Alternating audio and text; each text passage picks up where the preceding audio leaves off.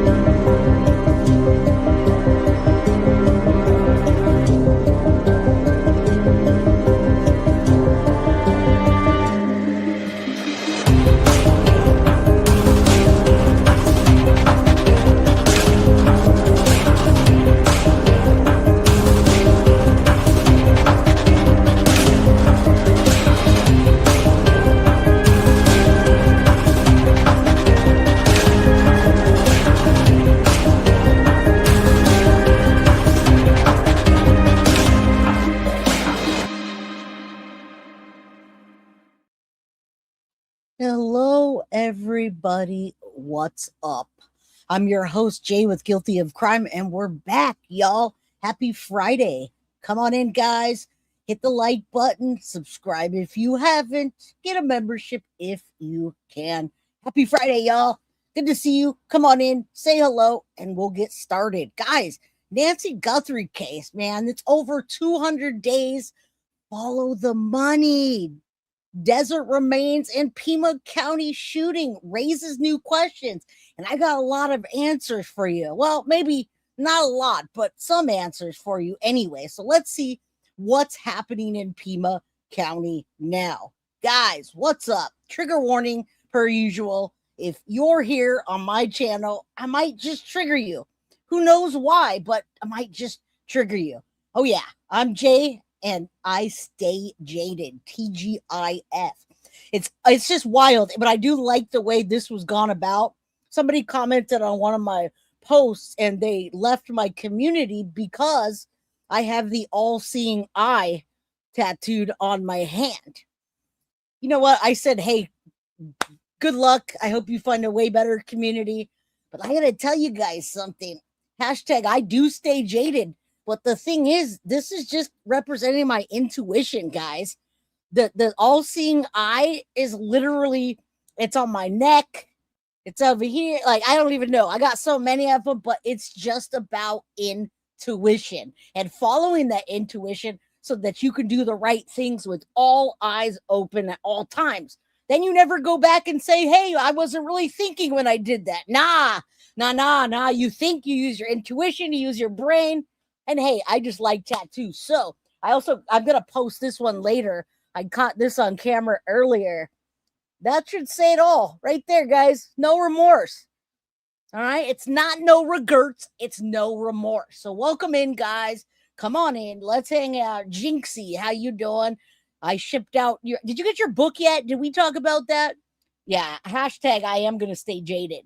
Now, you're certain that Nanos is gang affiliated. There are a lot of gang members and police in the sheriff's department. This is crazy. This whole case is crazy. So we'll get into it in a bit. Yvette, how you doing? Thank you so much. I know you guys, I love you guys. You guys show out and show up and support the channel every day. And when you're not, you come back on a replay. So the people that I will cater to are you lovely folks. All right. 333 Yvette. That's an angel number, by the way. DJ's allegedly, in my opinion, first mod to drop my link will be a best friend and the coolest. You're funny. They'll drop it for you, buddy. They'll drop it. Happy Friday, Jody. Good to see you. Sadie's mama. Libra Cola, you doing? Love them, Jay. Thank you. I'm not religious at all by any means. I'm very spiritual and I'm very in tuned with my spirituality as well as a God of a higher being. But these, I know in some cultures that they use the Hamza to block out the all-seeing eye, which represents evil. Nothing about me represents evil, guys, at all. As much as I'd like to get some horns tattooed right here and be an asshole, I just can't. All right. So just if that person happens to come upon this and they see that It's literally just my intuition that I follow, nothing else. As a matter of fact, I'm sure I have a Hamza also tattooed on me. So, you know the deal. All right. Awesome, Jinxie. Awesome. Lady for Justice. How you doing? Cool. And Chris, my girl, I've missed you all week. Thank you. I mean, yeah, you can't not laugh, right?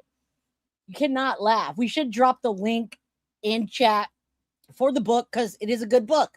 All right. And it's funny. And I put a lot of time into creating the images. Erica, welcome.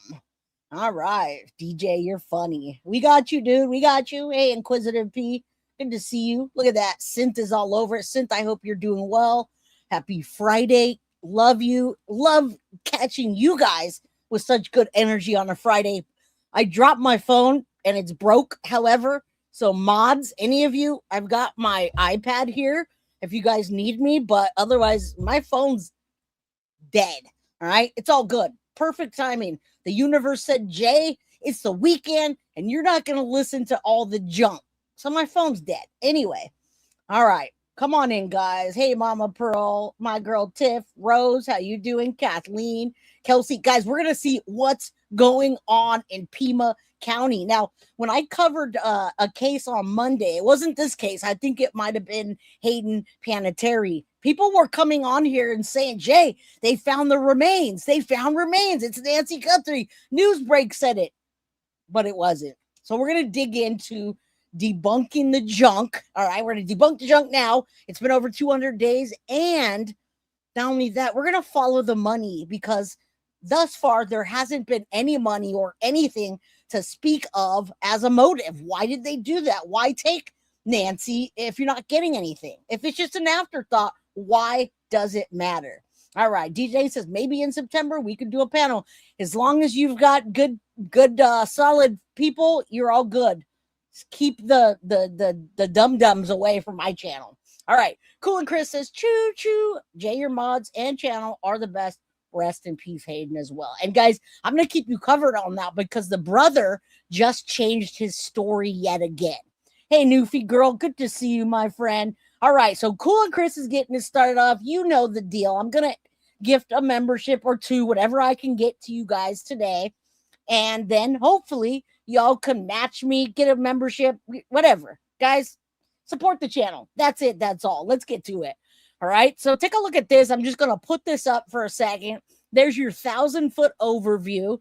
Okay. Nancy Guthrie's been missing for over 200 days. All right. Now, let me tell you something real quick. Nancy Guthrie, 84 years old, she disappeared from her home in Catalina Foothills near Tucson at the end of January, early February, as you see up there. Right? It's been over 200 days since she went missing. Investigators believe she was taken by force from her bed in the middle of the night. Now, dementia or voluntary disappearance has absolutely been ruled out. She requires daily medication and a pacemaker, which makes a prolonged disappearance dangerous. And we know that more than likely she wasn't alive just probably 24 to 48 hours after they took her. Now, guys, we're at the same predicament with the doorbell footage that was released by authorities. It shows an unidentified masked man outside of her home the night she vanished.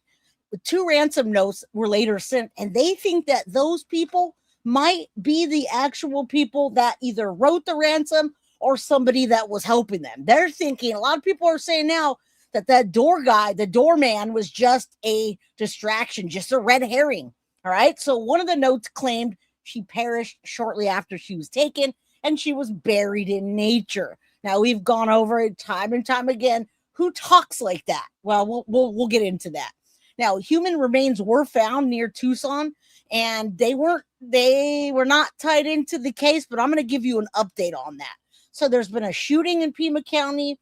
There's been a string of different little small robberies. We see people and we're, oh, that's a masked guy. All right. There's that. And then there's the body, the human remains, which has been going on for days and days, by the way.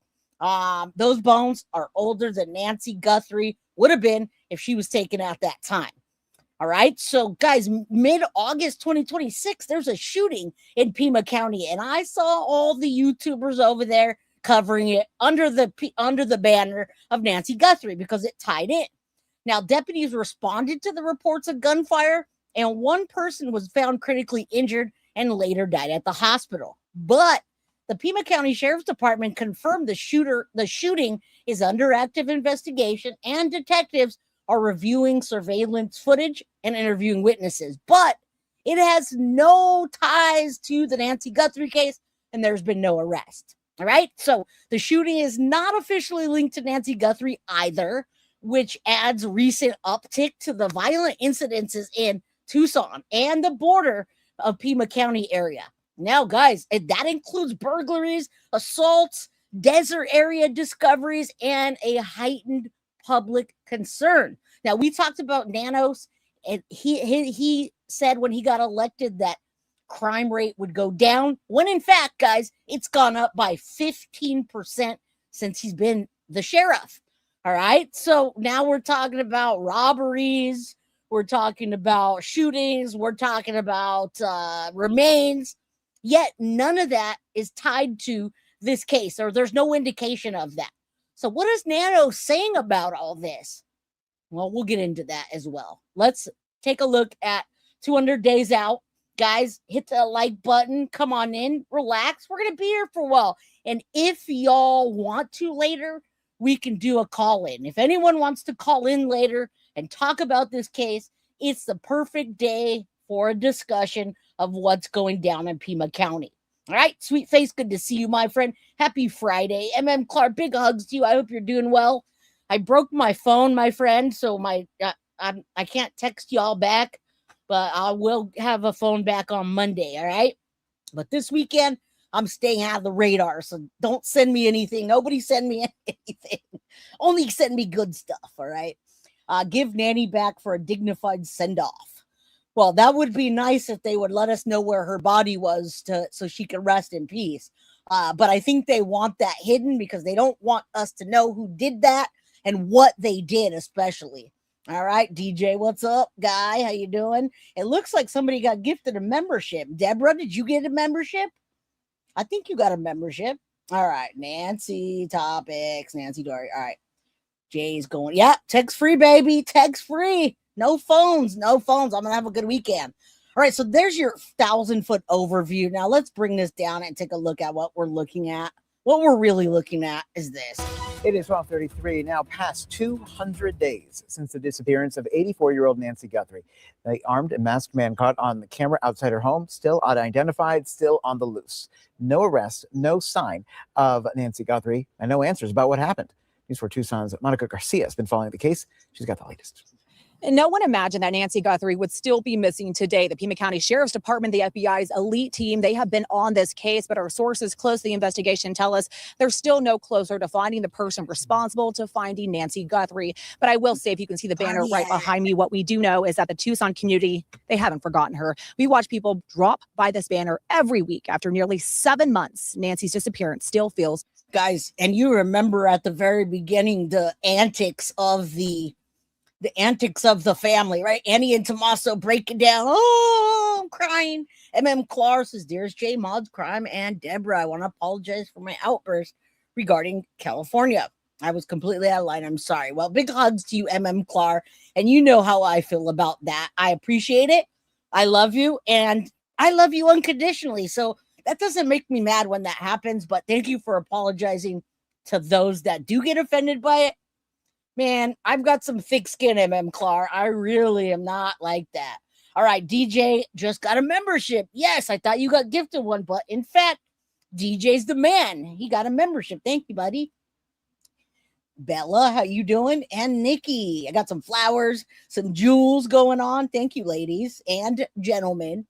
All right, everybody that needs a prayer, there you go. If you feel sick or you need a little bit of crime crew family time, well, here we are. Let's get to it. Personal. People have stopped here. Some pull over and sit in their cars for a while. Others get out. They leave rocks. They write messages. Sign their name. The fact that people are still coming out to well wishes and prayers and whatnot, people in Tucson, we care. This massive banner outside News 4 Tucson has become more than a reminder that Nancy Guthrie is still missing. It's become a place where strangers come to hope and wonder how 200 days can pass without bringing Nancy home. Never seen such horrendous, horrible things happening in Tucson. For some, Nancy's disappearance has changed more than this community. It's changed how safe they feel in their own homes. I live alone, yes, and you don't know what's going to happen. Luckily, I have 2 big dogs. Months later, the question remains, who is this person and what did they do with Nancy? Can't believe that she could disappear that cleanly and Yes. not have somebody know. Yes. You remember Yes. Isabel Solis? Like, the stuff happens so close to home. See, this is what I'm talking about. And that's why everybody that comes to the Crime Crew chat says how much they love the people in chat, the Crime Crew, and the mods. All right? So that's just how it goes. We can agree to disagree like adults. I'll let you talk, then I'll talk. I'll let you talk, then I'll talk. How about that? And if I don't agree with you, it's okay. And if you don't agree with me, it's okay. I'm not mad. I don't get mad about that stuff. All right, Jacqueline. Hey, Jay. Jacqueline Padilla's back. Wishing you good luck and love. Thank you, my friend. Thank you. Happy Friday to you. Look at that. Getting the floating hearts there. Hey, Renee. Yeah, I see some people in here with a membership. What's up, guys? Thank you. Therese, happy Friday. Hey, Jay, glad I made the live. Thank you for working so hard. Love my crime family. Thank you. Me too. I love you guys. And you guys are so supportive of each other. Thank you. She probably will be here tonight, I'm sure. But yeah, we'll see her in chat in a little bit. She usually doesn't miss a night. And no, she's not a mod. Mama Sage, Lady for Justice. This case just gets so convoluted. And it kind of gives you that message that this could happen to anybody at any time. And without a motive or any developments in the Guthrie case, that remains a big concern in this community. In the meantime, this banner continuing to be an outlet. A small reminder that even as the days go by with no answers, Tucson isn't forgetting Nancy's name. And we continue to make requests to the FBI for an update on the case. We have not heard back. In Midtown, I'm Monica Garcia, News 4 Tucson. All right, guys. Next week, too. So we're covering Nancy Guthrie today, obviously. Guys, I found a golden video for our discussion today. All right. It's nobody I've ever found. It's not one particular channel. It's multiple people that have been kicking ass on this case the entire time. So what's happening in Pima County? That's what we're going to get into after we talk about the money being followed, etc. All right. Deborah, I've been kicked out of the chat for telling, right? Yes, Crazy Jane. Yes. People don't like the truth. They only when you tell the truth, they like to tell lies. That's it. That's all. And you guys know how we cover the Eve Rogers case here. Not the same. Not the same. Hey, Melissa, we're working on your blanket and stuff. All right. Thank you, Nikki B. I appreciate that. I really do. All right, let's get to it.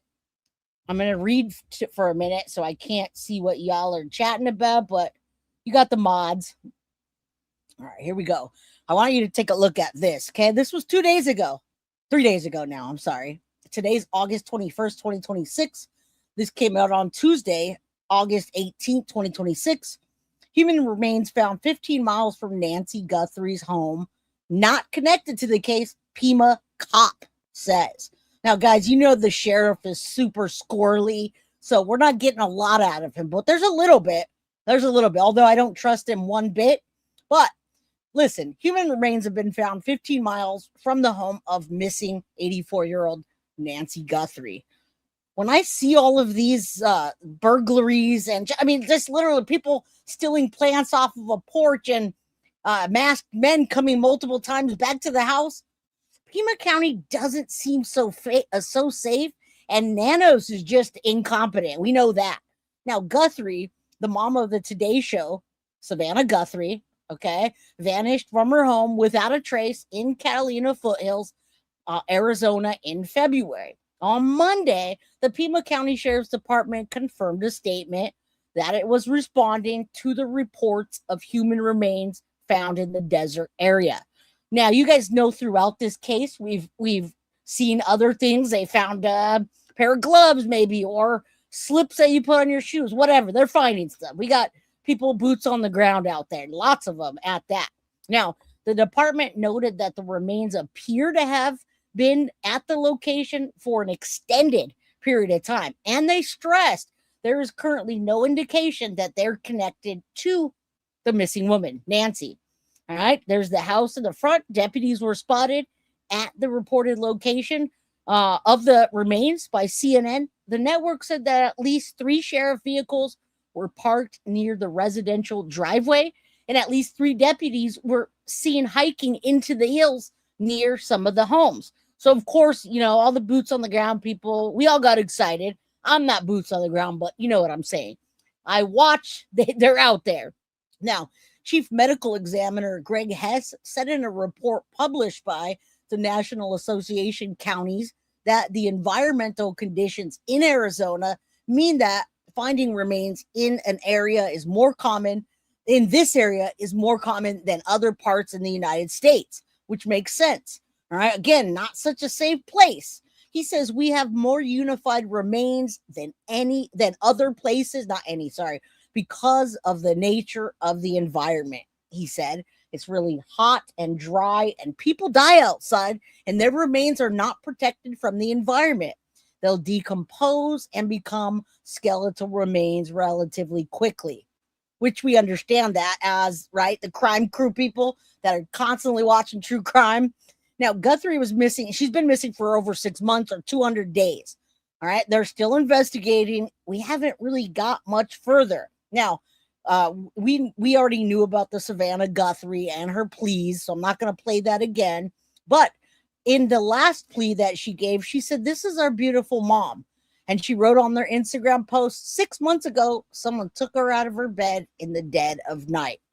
We have lived every moment, every breath, and every heartbeat in agony and despair ever since. Now, guys, doorbell camera footage released by authorities is still the damn same that it was on day one. All right. Nothing has changed. I do like that the community's shown out for her, and I appreciate that they're still keeping it going. Now, speaking of Fox Digital News, Pima County Sheriff Chris Nanos, who has been criticized for handling this investigation, confirmed testing on the hair found at the scene has no yielded results. Okay? It's not her. It's not Nancy Guthrie. It's nobody connected. There's no DNA, he said, at the end of July. But does that mean the hair isn't that of a suspect? He's an idiot. Sorry, in my opinion. He says we won't know till we have the suspect's hair, Nanos continues. Right? Dumb. Well, what do you have? What do you have, sir? All right, so let's take a look at what he did say. And then we've also got the Attorney General up in here. And don't forget the connections. All right. Thank you.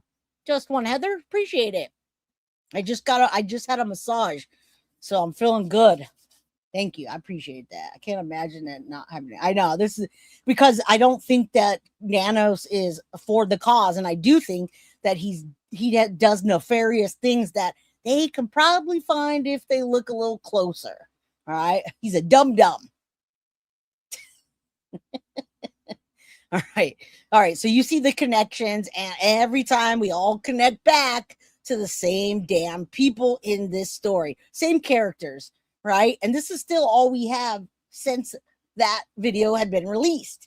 All right. The remains, the Nanos is corrupt to the core, and the remains are so ones. What? Okay. No nuts, Nanos. And then remember, why we're here is justice for Nancy Guthrie. And for me, justice means to lay her to rest. Okay. Hey, Tucson girl, I knew you'd make it. What's up? Grace, how you doing? All right. So let's take a look at this. What the sheriff says about the human remains. He's such a squirrely guy. It's hard to actually get a statement that's not just word salad, guys. So, that's how we do. Don't forget, next week we're going to be covering Krista Pike. All right. She's the youngest female ever on death row, and she's going to be executed, and we don't know how yet. They want her to be hung. She wants to be hung, but there's also the other options of the medicine, putting her to sleep. That hasn't been working so well. No more electric chair, no firing squad. So let's find out what's going to happen to Krista Pike, the youngest woman on death row, and she's going to be executed very soon. All right. That's a wild one. I definitely want to get into that. Someone. Okay. Thank you. It is. Absolutely. I got a lot coming for you guys next week. Don't worry. It's all right here. Some of it's right here. After new human remains were discovered near Nancy Guthrie's home. As the search for the 84-year-old continues, Pima County Sheriff Chris Nanos, whose department has been working in tandem with the FBI to locate Nancy, addresses reports of human remains found in the area. Sharing in a statement on X August 17th, PCSD search and rescue deputies are responding to reports. So today's August 21st. That was August, what they say, 17th, 4 days ago. All right. Of human remains found in a desert area near West Ahoway and South La Cholla Boulevard. At this time, there is no indication they are connected to the Nancy Guthrie investigation. Nancy was reported missing from her Arizona home on February 1st. And despite the attention around her case, there have been few leads. Over a week after she disappeared, the FBI released photos of a potential suspect wearing a ski mask and backpack in surveillance footage from her front door security camera.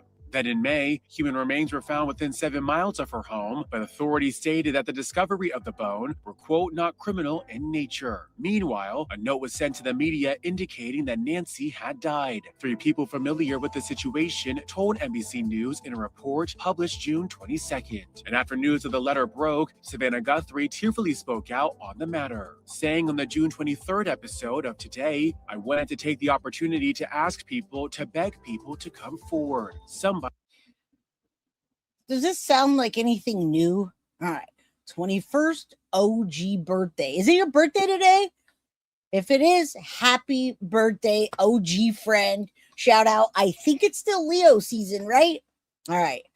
Yeah, I don't have my books yet, my friend, but I got you a blanket and a surprise in there. Don't worry. I don't have my books yet. When I have them, I'll let you know. He beat an inmate so I know. Listen. Yeah, he did that. He beat an inmate so bad that the inmate died before testifying, and then he lied about it. So he should have been out of office. We've been here the whole time supporting the cause to get Nano out, and they're not going to do that. All right. Hey, Mab, good to see you, buddy. How's your coverage going on, Nancy Guthrie? Anything to speak about? You know, I don't think there's many people that like Nanos. I know Kash Patel's not a huge fan. I am interested to hear what Attorney General Todd Blanche has to say about the case and what his role is. But no, Sheriff Nanos doesn't have many. He doesn't have many supporters. That's for sure. Everybody knows something.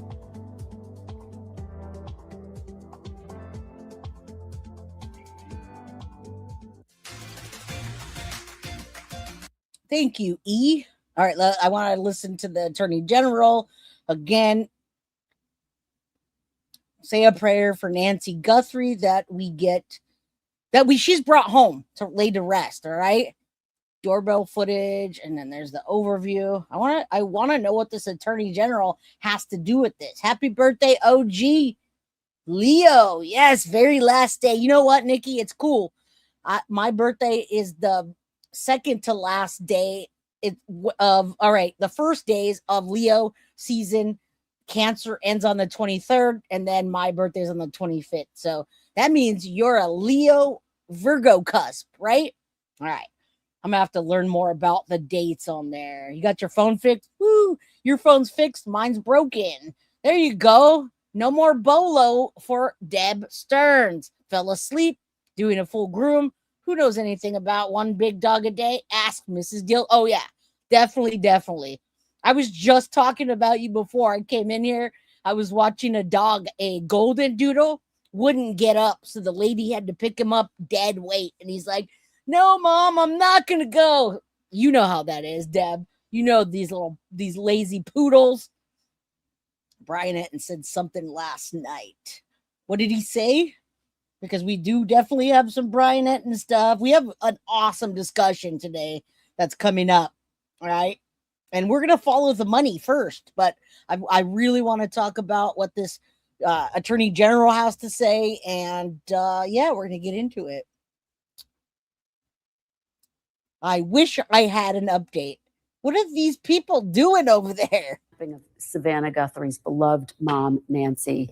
The FBI told the Wall Street Journal, quote, "The state is the lead in this investigation, has always been the lead. Mr. Attorney General, she has been missing for more than 6 months now. Is it time for the FBI to take the lead in this investigation?"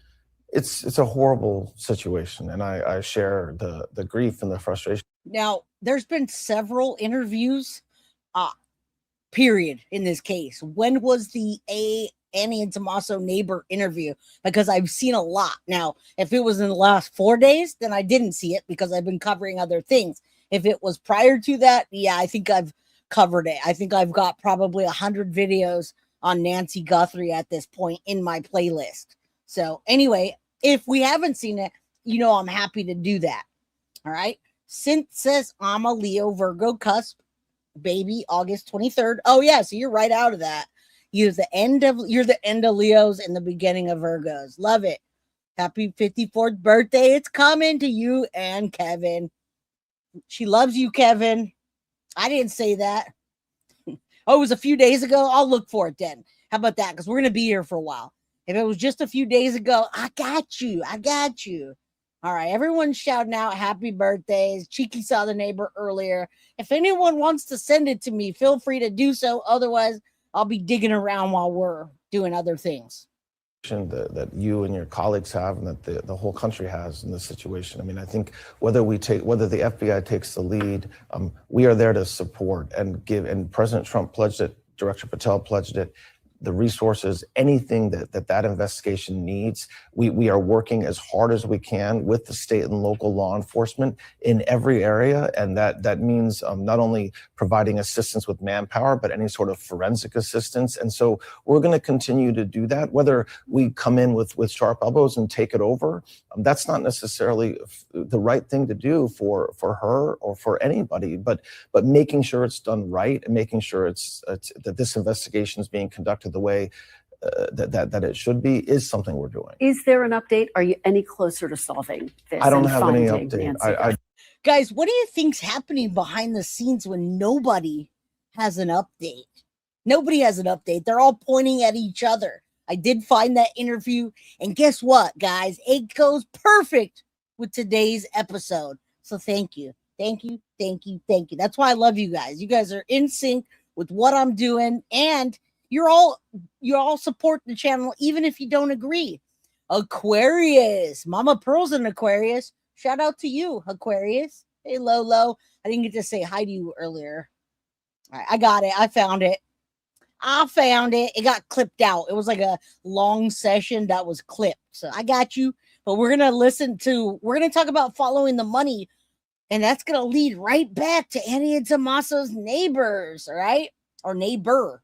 All right. Let's finish hearing his word salad, because nobody seems to have answers after over 200 days. I don't, and I'm sorry to say that, because I wish I had an update. And I know that this type of case is heartbreaking, especially when it plays out nationally like this one has. And all I can say is that Director Patel and his leadership and the leadership out in that area of the country it will remain a priority, as it should, with resources and with energy and with focus.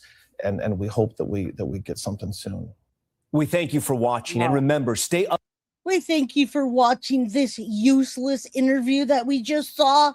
Nothing more to see. Back to our regular scheduled program. All right. Back to it, guys. I think Savannah knows a lot. Oh, yeah, absolutely. Kathleen, I think she absolutely knows a lot more than we all think, but I don't think it's a good idea for us to tell us about the investigation, because if she does, then it can compromise the investigation or lack thereof, right? All right. Yeah, cats are funny. I saw that your cat got up on the door or something. Dude, my cat got up on the roof one time, and we didn't know how he got up there or how to get him down, right? Big 20-pound black turkey of a cat. It's like, Mom, I'm on the roof, but I can't get down. So cute. Cats are cute, but I don't want any more. Southern Illinois, dropping in alive, been on the rewatch crew. All right, shout out to Autumn Sargent 93. Welcome. All right. That is hilarious. My birthday is on the worst day, September 11th. No, that's not the worst day. It was a pretty bad day on September 11th when that happened, but it's a good day. It's a good day. It really is. Savannah knows something more. Oh, yeah, absolutely. And why wouldn't she? Mrs. Mab's like, Mr. Mab, I need your help. Running at you full force. All right. Let's do this. Let's get into this because it seems like we have a lot to cover today. Exploring. And I've been waiting for this, guy. I've been waiting to find something or dig something or see something or anything. I have not been able to find a damn thing on Annie and Tommaso's money problems. Okay. So we're going to talk about her money problems or their money problems and why they didn't live with Nancy if they couldn't afford their house. All right, let's get into that. And then we'll get to the neighbor interview. We'll see what happens there. San Jose is beautiful right now. It's beautiful. Absolutely beautiful. I don't know. Maybe it's in the 80s with a little breeze. I don't know. I'm inside now, but the weather's great. I'm wearing shorts and I'm ready. All right, let's take a look. Let's get into that. We got to thank Mr. Monks for all the time he's put into this.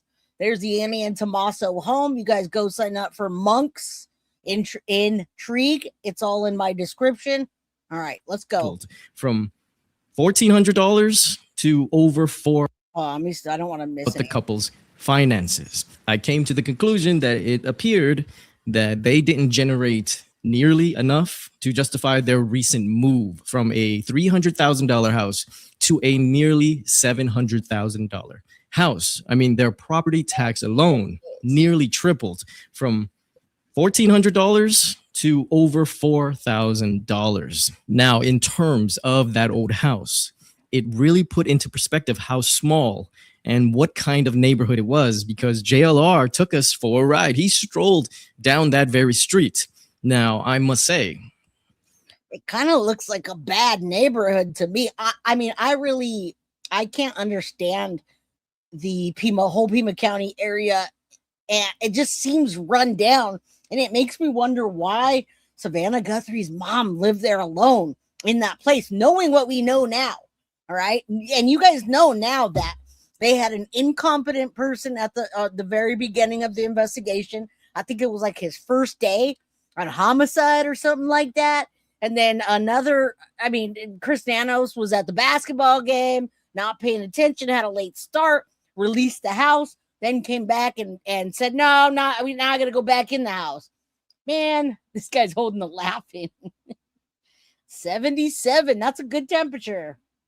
All right, let's get into this because I have been waiting to talk about Annie and Tommaso's finances or what we know of them. And then thanks to JLR for being boots on the ground like he has been. In defense of how it looked when he rolled down the street, it appears unkempt, okay? But notice that the trash cans are out and it's probably trash day. People are putting debris on the sidewalk, for that big ticket pickup. So I feel that I shouldn't comment too much on why it looks, that way. Now, what I can say is 100% this area is not nearly as nice as the new area that their new house is in which they purchased in the middle of 2025. I'm going to reference a members only video called Annie. However, I will make it make sense for you guys, okay? Without you. Of course you will. And again, we're coming back to Annie and Tommaso. Follow the money. All right. I think so too, Cheeky. That tends to happen. But Savannah Guthrie's got money and her brother and sister were supposed to be taking care of her so well. It just makes me wonder. All right. Look at the driver, the black YC Yukon who drove Savannah Guthrie and the siblings, fellow flowers to Nancy Guthrie in front of the home. The driver has the same description as the suspect. And you know what, user? I bet you anything that Mab probably knows about that, right? Mab and the veteran, what's the guy's name? Patriot Pride or something like Patriot Pride? Yeah. All right. Shout out to Monks. Let's get into their finances. Even needing to watch the video. So, okay, we're good there. In that video, we pointed out that Tommaso should be making roughly around $50,000 a year as a sixth grade teacher at Basis Oro. Okay, we bumped that figure to $70,000. Okay, we would also be matching the highest that I could find in the surrounding school district for a sixth grade teacher. Once that video went live, someone left me a comment, a woman that works in the district, and she really wanted me to know that Basis Oro is a charter school and is not actually part of the district. So to compare salaries to them, it's not accurate. And she also wanted me to know that there is no way that a charter school is going to pay 70 grand for a sixth grade teacher. So I fact checked it again, double fact checked it. And as that comment confirmed, he is more likely making 50 grand a year. And why does that matter? Well, because we hear that there's a debt. We hear there's a gambling debt. We hear they just purchased a new house that went from not the house, but for them paying $1,400 to over $4,000, which is normal in 2026, right? Right. But then the notes, guys, the notes and the antics, oh my goodness, I can't walk. I gotta hold on to Savannah while we sob on camera. Absolutely. This whole case has got me. And you're right. Someone just said Annie and Tommaso are the only ones that do have a motive at this point. then there is Annie. Okay. She is labeled as a creative, which also means her income is a complete and total mystery. Okay. So if we're to look at her poetry and books, okay, we have The Good Dark, we have Instant Gratification, with just 5 reviews in the past 11 years, and 4 of those reviews coming after Nancy goes missing. I think we could safely assume that Annie is not paying off any bills with the sales of these books. Her income potential does not end there. Annie is also known as a jeweler. Now, maybe this is... Now, listen to all this. I mean, this is everything that's been brought together since we've been talking about this case. And it's not just me, obviously, that has been circling back around to A&T. All right. Now, give me a second. Just give me a second to just use our brains. Okay. Just use our minds, use our heads. Now, I can pull out the statistics on a crime like this and how high the likelihood is that it's somebody that you know, or an inside job, or somebody that A&T know. Okay, maybe they're playing pool or gambling, and damn it, I gotta go take care of my mother-in-law now. Whatever. Okay, maybe they didn't say it like that. Maybe it was just, I gotta go take care of her. I gotta go. I'm out. Well, these people that surround them and have a direct line to say, where's the crypto? We're getting tired. All of these people that have been connected to in some way, either detained and released, or given interviews or arrested, they all connect back to Annie and Tommaso. It just goes in a full circle. All right. And you know what? Positive friends, you're right, but we don't know how much Annie made, but you're right. You're right. Absolutely right. Okay. Again, just look at that. Regardless, maybe the intent was to scare Nancy. Exactly. It could have been. You're right, Tucson girl. We don't know what the intent was. We're trying to figure out what the motive is. And when you follow the money, you usually do. Not only just following the money, but yes, Occam's razor is usually the first explanation. But then people start throwing in conspiracies when there's nothing to fill the voids and the blank space in your mind of anyone telling you anything new. Which in this case, we're still here after 200 days. This is still all we know. All right. She ain't making poetry. I tried reading her poetry, my friend, and I was so lost. I felt like I dropped a tab of acid and was watching the book move around, like the words, and reading moving words. That's how her poetry felt. Like I was on an acid trip. All right. All right. Eon, why are they not out doing interviews? That's a great question. Where are the boots on the ground? Hey, Ilyanka, I hope I said it right. Or follow the lack of money. True that. Oh, yeah. How you doing? If it walks like a duck and smells, if it walks like a duck and smells and looks like a duck, it's a damn duck. Yeah, her poetry sucks. in my opinion. I'm not trying to be an asshole. I've tried to get down with it and see her perspective, but it just doesn't make any sense to me. How she makes a bulk of the family income now. I dug around and found that she used to have a website dedicated to selling custom jewelry, which was annieguthrie.net. Now, you'll find it interesting to know that if you go to annieguthrie.net now, it seems that someone has purchased that domain and turned it into some sort of how to contact Savannah Guthrie page.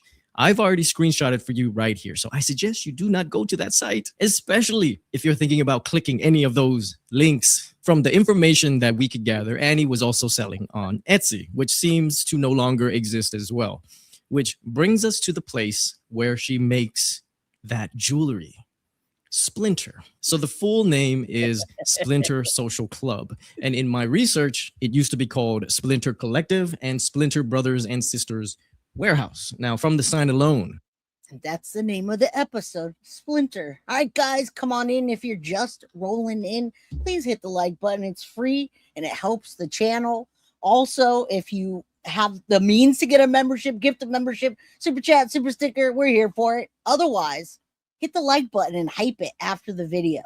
All right. Shit is not safe. Yeah, I was just saying in general, right? Like watching a movie, what is the movie where they take a bunch of, it's not even acid, it's mushrooms. They're on a mushroom trip.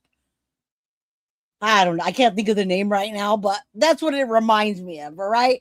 Like the words are just moving. Annie does have a kid. Annie does have a teenage boy. Gotta make an emergency ice cream run. Be right back. Get it, ma'am. I just had ice cream too. Enjoy. I wonder if Tommaso might be out collecting some of the bright white mushrooms that grow in cow pasture. Maybe they do the psilocybin and then they write a damn poem, because it doesn't make sense to me. it appears to be a members-based group, which allows guests, which I assume is to attract new members. Here's the about page of their website. And if we zoom in over here, that neon sign reads, residents and staff parking only, which clues us in that there are even people living in this property. I noticed that JLR used the word compound, and it's probably for this very reason as well. This is the perfect word for it now that we know that people are actually living here.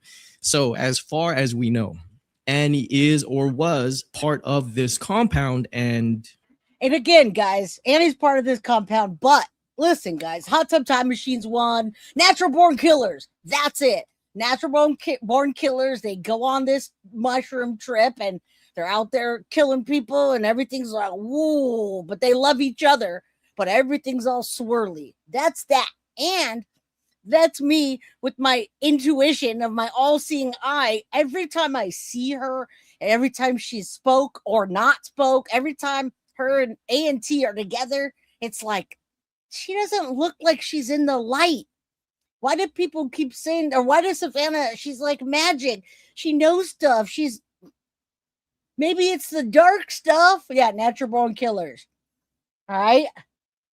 It was disturbing, but it's one of the best movies out there. I love horror movies. That's not a horror movie, but that's a classic.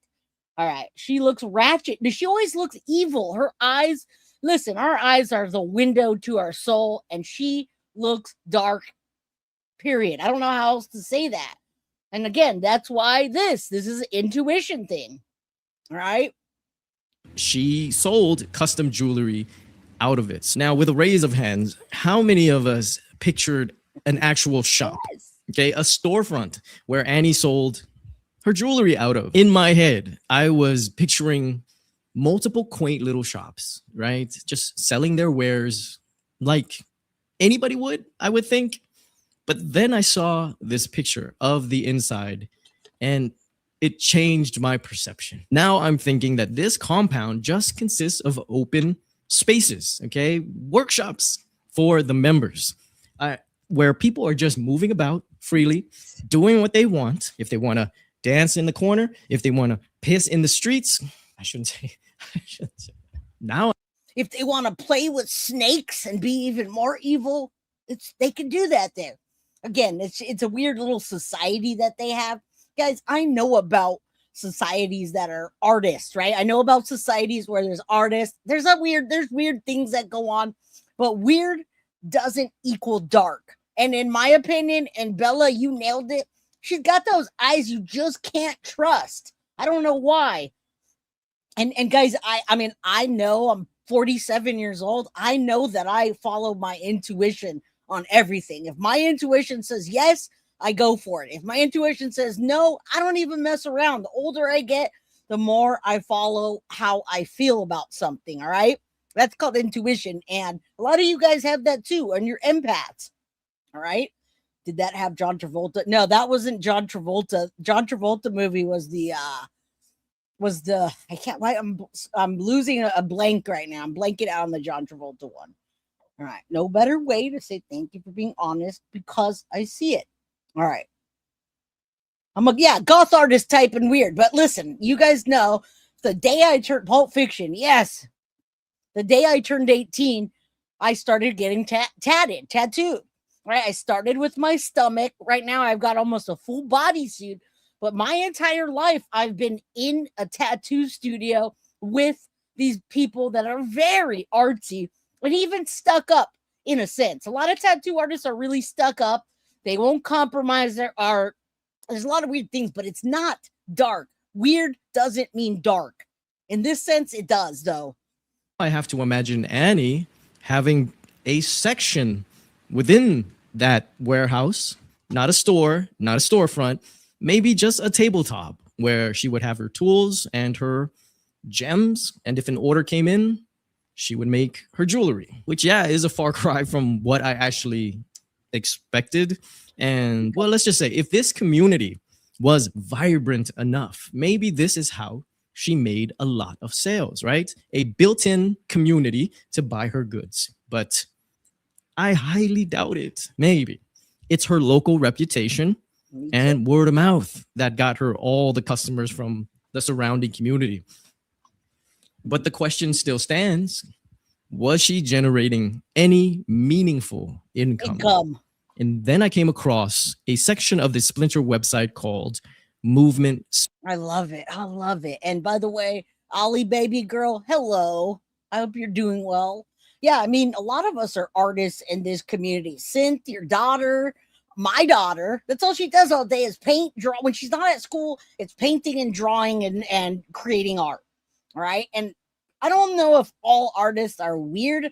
I guess weird could be a good word. If you want to call me weird, I'm a natural born artist. I've been drawing since I can hold a pencil in my damn hand and winning these competitions at school. That's all I ever did was just draw. And then when I could, I picked up a tattoo machine and I started tattooing. And weird doesn't equal dark. All right. Exactly, CB. All right, let's continue. We got a ways.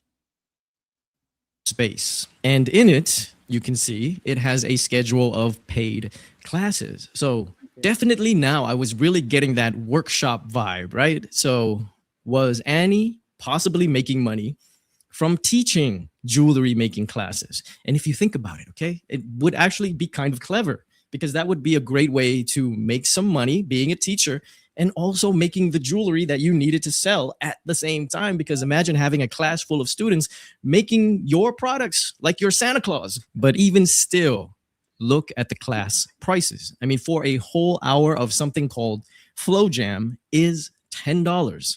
And all these classes are roughly the same price. Now, using my impeccable Columbo skills, the title, Movement Space. That was my gift, Ilyanka. That was my gift. All right. Mrs. and Baby Guilty got that for me so I wouldn't be lonely in my office when I'm streaming. All right. Let's continue. Hey, Teresa. Good to see you, my friend. Happy Friday. Along with classes like Jam, which sounds like dancing to me, and Acro, which might be short for Acrobat. And seeing this picture of a workout room, I'm pretty sure a majority of these classes are exercise classes. And when the first line of introduction to the Splinters Movement Space is a do-it-yourself circus, well, I can't help but to imagine the most laid-back, carefree clientele to match the teachers. It's definitely more of a social club than a place of business. The landscape of drugs and poverty that JLR also took us to go see, okay, a place for those that feel like outcasts to have a safe space. Nothing wrong with that. Actually, very commendable. But it still doesn't make enough money to have a new house and pay the mortgage. Now, again, I don't know if it's going to be talked about in this episode or not, but there is a rumor that says they didn't even pay the first mortgage before Nancy Guthrie went missing. All right, let's continue. There's a lot of artists in here I see, huh? If I had to label Splinter Social Club for what it is from what we just talked about, I would say that it's more of a community outreach center. And I'm pretty sure I read that it is listed as a nonprofit, which again lends to Annie not making much money here as well. Isn't that what we're actually trying to find out? I guess I would lean it more towards being a place that Annie felt comfortable being around like-minded people to herself in the community, which again, the eyes you just don't trust. Now, nothing was wrong with their own house. I believe they moved closer to their mom, right? You remember when Nancy Guthrie first went missing, Savannah said that the reason her mom is able to continue living in that home that she raised all the children in is because A&T were taking care of her and they were only like 10 minutes away. So I don't think anything had to do with what was wrong with their own house. I just think they were going to be closer to mom and give the role of caretaker. I just can't unsee those untrusting eyes. All right. They hadn't lived there long. Absolutely not. They had not lived there long. I've talked about their financial situation many times, but I just didn't have any kind of solid information on what a teacher makes or what Annie makes. And frankly, I didn't dig into it, but I'm here for it. And we talked about it. I know, right? All right. Brings us back to wondering, how is it possible for A&T to move into this newer, bigger home in a nicer neighborhood? So let's just say that they moved money from the sale price of the old home into the new home. There, that would cover the down payment and offset some of the new home costs. Let's see how fiscally responsible Grok has to say about this plan. So given the exact scenario, it would be very unlikely on Tommaso's income alone to be able to convince any bank under any normal.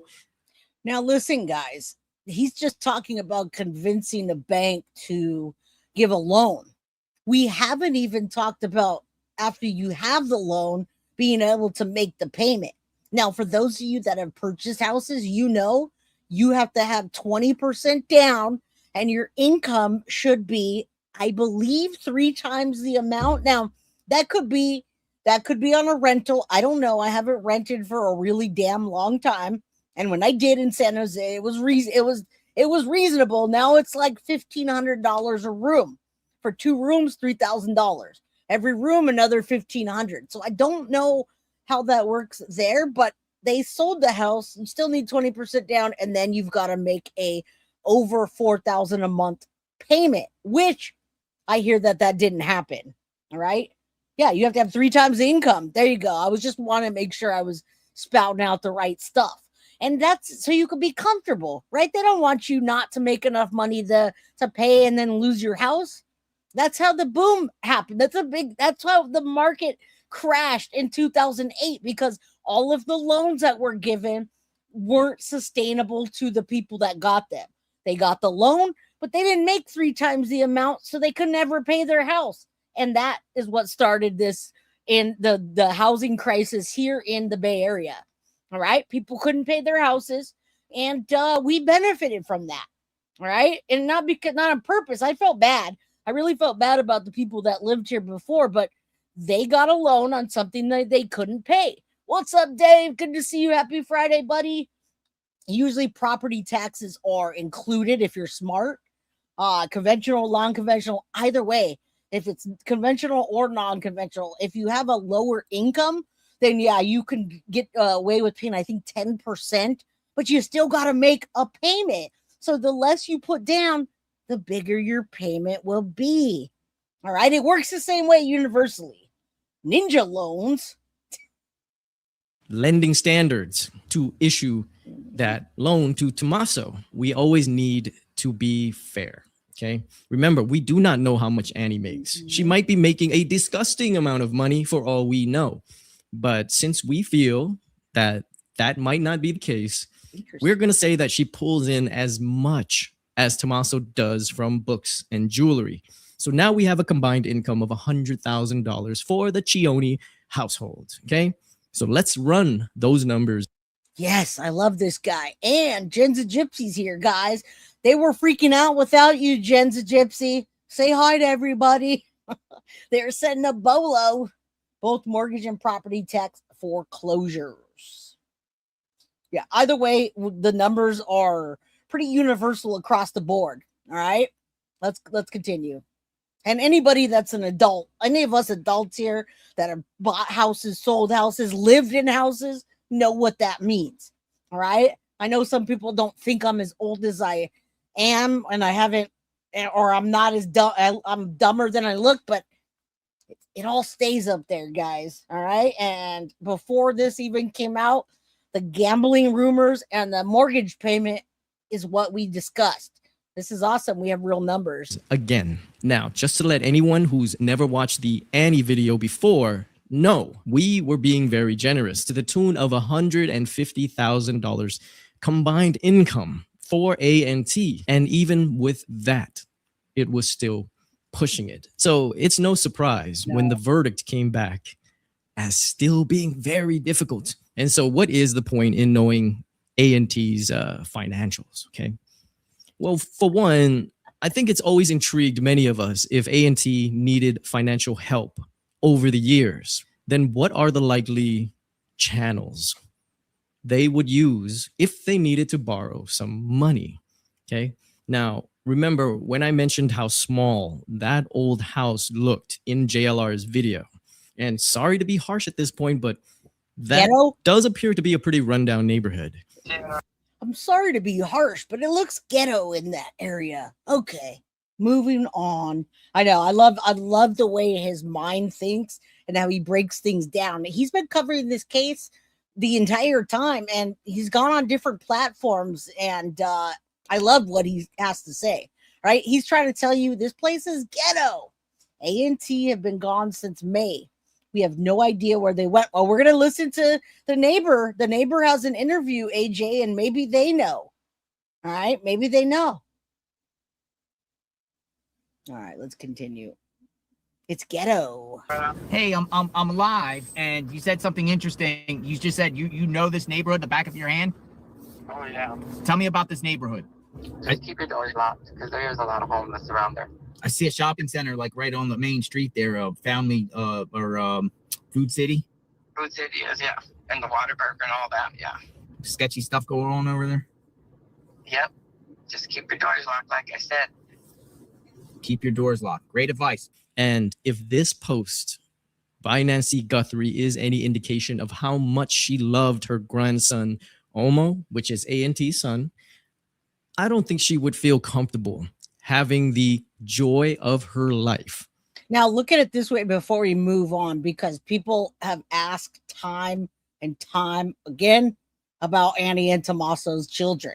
And I always say, I don't even want to talk about their children. I know they have a teenage son. Right now, if you look back at the 2021 timestamp on this, that kid is that age, however age he is. I don't know if it's 9, 10, 11, maybe 8. I don't know. And then you add 5 years. They have one teenage boy.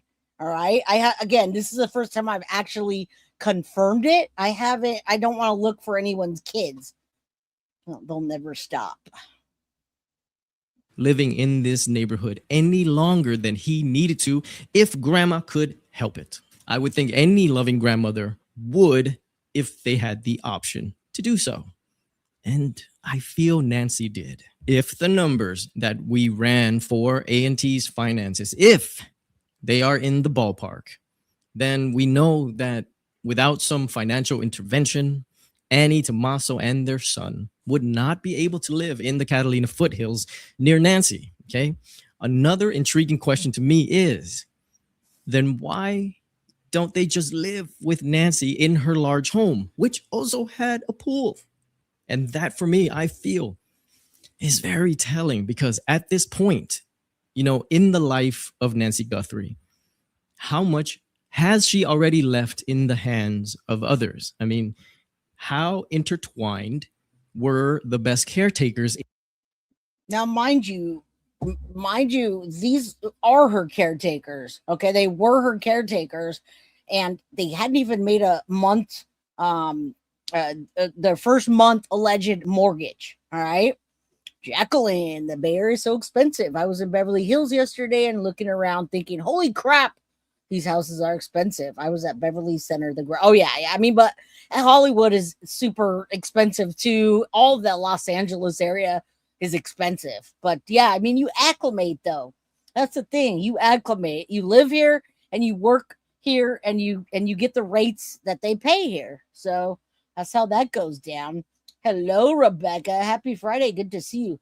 Yes, they have one child that's now a teenage son. All right, let's continue. Thanks for the jewels. Y'all are adorable throwing that out there. And why do they keep hiding? In the handling of her day-to-day, okay? Her finances, her prescriptions, her subscriptions, etc. Allow me to share something with you guys really quick, and it's going to be about my mom, okay? My mom. Before he gets into his mom, guys, Cynthia's got her snail mail. All right, she likes sending out her snail mail, and a lot of people still like getting mail. So if you want a special Cynthia birthday / Annie snail mail, email her. And or if you're international and you want some stuff from us, Guilty of Crime stickers, I don't know, whatever we've got, we can mail it to you from Synth. All right, synth.serber@gmail.com to share her August birthday and Annie's on the 23rd. All right, thank you. Hey, Wolfpack, good to see you. My family isn't going to move in. Nope, I ain't having it. All right, very old house, and I'm happy. No high payments. Yeah, old is that. We're all in old houses in the Bay Area too. You can't buy a new house unless you've got a cool at least $5 million. Okay, even if you buy a $2 million house, you're getting an old ass house out here. Nothing new. All right, it's been redone, but regardless, how you doing, Carita? It's good to see you. It's been a minute. All right, Monk's mom is easily categorized as fiercely independent. I feel I have not met another woman as self-confident, almost to the point of delusion sometimes. I think my siblings would agree. Now, the part about her being fiercely independent, okay, was even more highlighted when we lost our father back during COVID. The strength that she displayed, I admire greatly. Bye, Krista. Have fun. Keep us in your ear, all right?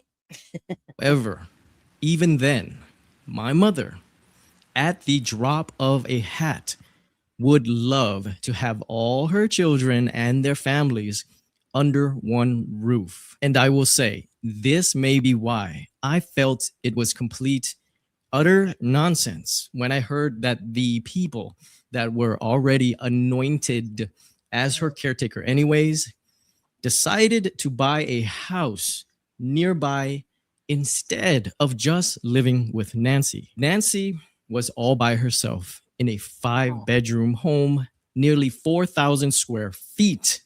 And that just gave me pause. It made me question if there was something else besides being fiercely independent, okay, to hinder what seems to be common sense to me. Now, before we move on, mind you, nobody's gotten anything. There hasn't been money distributed anywhere. There's nothing that we've heard that that Annie and Tommaso got a loan before Nancy disappeared. We haven't heard any of that. And without somebody being declared dead, you can't start getting any kind of life insurance if she has it, or inheritance. All right. So none of that's coming through, which is, it's just wild to me that what is the motive? If it's not money, then what is it? And yeah, go message Synth, she'll hook you up. And Cool and Chris, you too, got to email her. I don't keep yours. I don't keep y'all's addresses. All right. I purposely don't want to keep y'all's addresses. All right. Hey, Vixie. To just move in with her, okay? You save a ton of money. You are almost guaranteed that she will off the house to you, if not your son. Of course, that is just my opinion, okay? And I'm pretty sure there's a lot of people that want to, contradict my point of view in the sense of, being fiercely independent and wanting to live alone like it was her decision. But just hear me out, okay? Because I think I would make some valid points to come. I can't help but imagine that one or the other could not stand the idea of living with one or the other. I mean, there's a cast of characters here, and the rift could be from anywhere. But I do believe that there is a rift. I understand that she is independent, which has been the narrative since day one. And here I will ask you to forgive me if I don't fully grasp something in which I might not be old enough to understand just yet. But allow me to say this.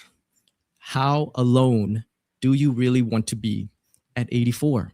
How independent can you really be when you could only make it to your mailbox on a good day? How can you tell me that she is of great sound mind and in the same breath still unable to grasp her own frailties and shortcomings at this point in her life, right? That she needs assistance. So, I mean, to me, it's foreign. All right. It's completely foreign. We purchased this house particularly for having an in-law, having Mama Pearl eventually move here. Now, when we bought this house, Mama Pearl didn't live here. We bought a house with an in-law unit because we said in the future, Mom, I hate to break this to you, but you're going to get old. And we want her to be right near us because we don't want to be, going over there. She's not answering the phone. We got to go check on her. Mom, are you okay, Mom? You know what I mean? Nobody wants to do that.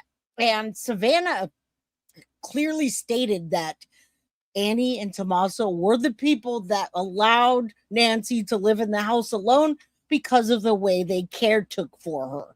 All right. Now, Tracy says, I don't even want to live to AB 84. Oh, my goodness. Don't say that. It has been. It keeps going in circles, Cooling Chris. It dips off to one theory that doesn't pan out and then right back. I wouldn't want to live with them either. They'd probably be trying to read poetry all day. But with your parents, it's the whole thing changes with your parents. And I can't understand what the dynamic was if they weren't caretaking full time. What was the dynamic? How did they check on her? Why isn't there any cameras in there? Why didn't they pay for the cameras? let's ask ourselves, would she rather a complete stranger I'm going to gift a see membership. to her day-to-day? 420 membership, y'all. There's 420 people in chat. I'm going to gift a membership. Lots of crime in the world. You're right, Crypto Zoo. You're absolutely right. Or would she rather it be family? Okay. I would vote family 10 out of 10 times, but that's just me. I can't help but feel that there is just some underlying friction that prevents something that I feel is common sense from happening. Okay. That you don't just move closer as family. Okay. When you are the caretakers, right? You move in. I mean, if she allows it. Okay. But I don't know any grandmother that wouldn't allow their grandchild, someone she considers to be the joy of her life, to be closer to her and to interact with him every single day. And because of this belief, I would tend to believe that the friction, the lifestyle conflict, the resentment. Now, when he says a lifestyle conflict, it means a lot to me when he says that, because the lifestyle conflict to me seems like those two are up to no good. They're doing things that just simply wouldn't mesh with mom. Now, maybe I don't want to be like that and say, oh, because you're maybe they're swingers, or maybe they have an open marriage. I don't know. It's just what I see. I know they've been together a long time and they've got this weird kind of compound situation with these people. And it just leads me to believe that they have extracurricular activities with their friends, if you know what I mean. Beauty lover. Where is Nancy? My feeling is there was a falling out with A&T. All right. All right, let's continue. Oh, you're in the green. CB came out and was gifted. Welcome. Whatever the case is, might be coming from the other party. Next comes that financial intervention theory that I'm assuming needed to happen, that most likely anyone would assume would eventually be coming from Savannah. Okay, so does Savannah simply guys, some people can't see it. Okay, some people, and you guys are lucky. Those of you that aren't empaths, those of you that don't feel all the feels all the time, you're lucky. All right. Those of us that are empaths and we listen to our intuition, we're very sensitive. Now, I know I don't look like it on the outside, all right? But on the inside, I am very sensitive to many things. Now, just looking at Annie and then looking at Savannah right off the bat, tell me that those of you that do pay attention to your intuition and you see people's eyes, that she doesn't look like, Savannah looks like a joy in her eyes. I'm not even looking at her mouth smiling, but those eyes say a lot. And so do Annie's. Purchase of a home just 4 miles away from Nancy and not even wonder why they don't just want to move in with Nancy. I get that Savannah's filthy rich, okay, and that she can easily make dreams come true. But a few $100,000 is no joke to anybody, especially if it's going against what I would think is common sense. Plus, may I add, yes, we don't know how much Savannah has possibly had to help out with, over the years as well. Or does Savannah know exactly why the best caretakers would not want to live with Nancy? Or vice versa. Okay. Yes. My name is Monks. So I've recently taken interest in the Lindsay Clancy case, but not you guys go follow him and take a look at that. I'm not qualified to be talking about that case. I've been watching it, but I'm not going to talk about it at this point. Guys, Foxy just gifted a membership. Thank you, Foxy. If you received a membership, please come out and say thank you. I think it was Vixie that got it. Now, Vixie, if you haven't been here on a regular, I'm letting you know now. We do Monday through Friday at 4 p.m. Every day, and Mondays we have members only Monday. So that membership will mean a lot on a Monday. Okay, so come on by, stop on by, especially on a Monday with that membership. Agreed. Now let's pull this down. And guys, I am going to take you to the next door neighbor because it rolls right into what we're discussing. All right. And I did get a summary of it here. Okay. So Connie lives next door and she was hesitant to speak. All right. This is a JLR episode. He cut it out of his other one.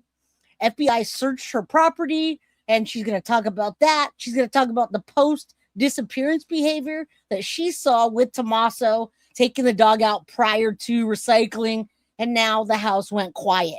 Okay, we're going to talk about the survey records.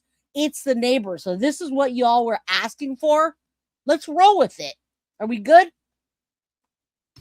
Honestly, I kind of kept out of it for many reasons, but I was in a really bad car accident in December and was pretty banged up with my daughter.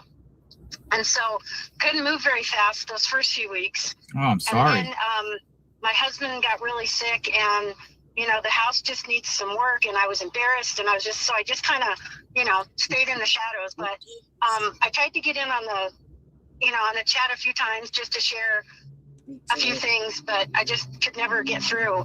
Here you are. Welcome. I'm sure a lot of people are curious about, anything that you have to say. I mean, where do you live? Like right next door to them?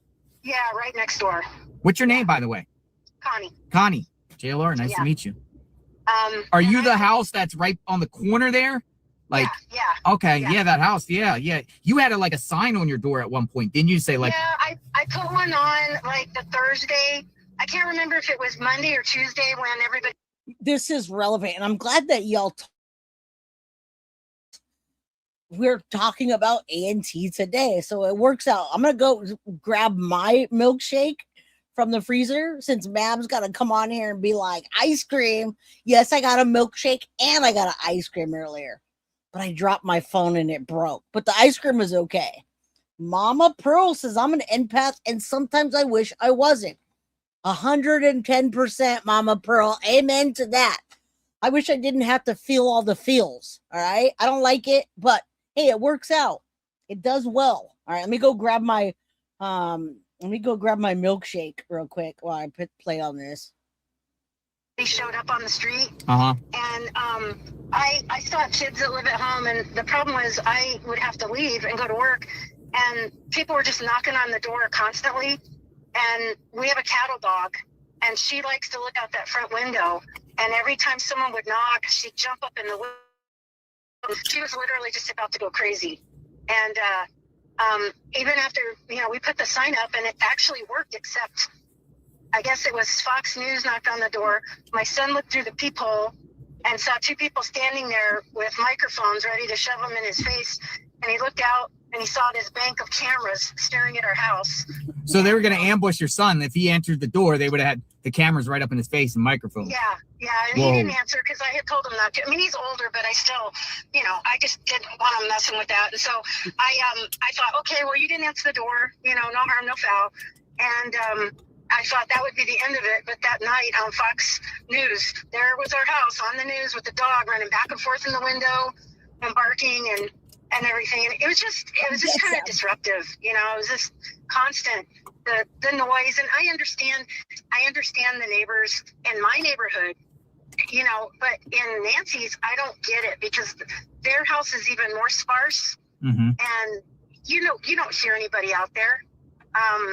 Our whole front was lit up a couple nights. Yeah. When that whole bank of cameras were out there and everything. But, and like I said, if it wasn't for the dog, it wouldn't have been bad. But she just kept hearing stuff and barking all the time. And she was kind of a nervous wreck. And I couldn't, we couldn't leave the house. And it was funny because when you guys were talking about the FBI going door to door in our neighborhood, when the other neighbor was talking about it, the same thing happened to me. I was on the east side working, and I would check your feed, every once in a while. And I came out of a fry store and turned on, YouTube, and you were on there, and I heard your GPS giving directions. And I was like, my daughter was with me. I was like, well, that's our neighborhood.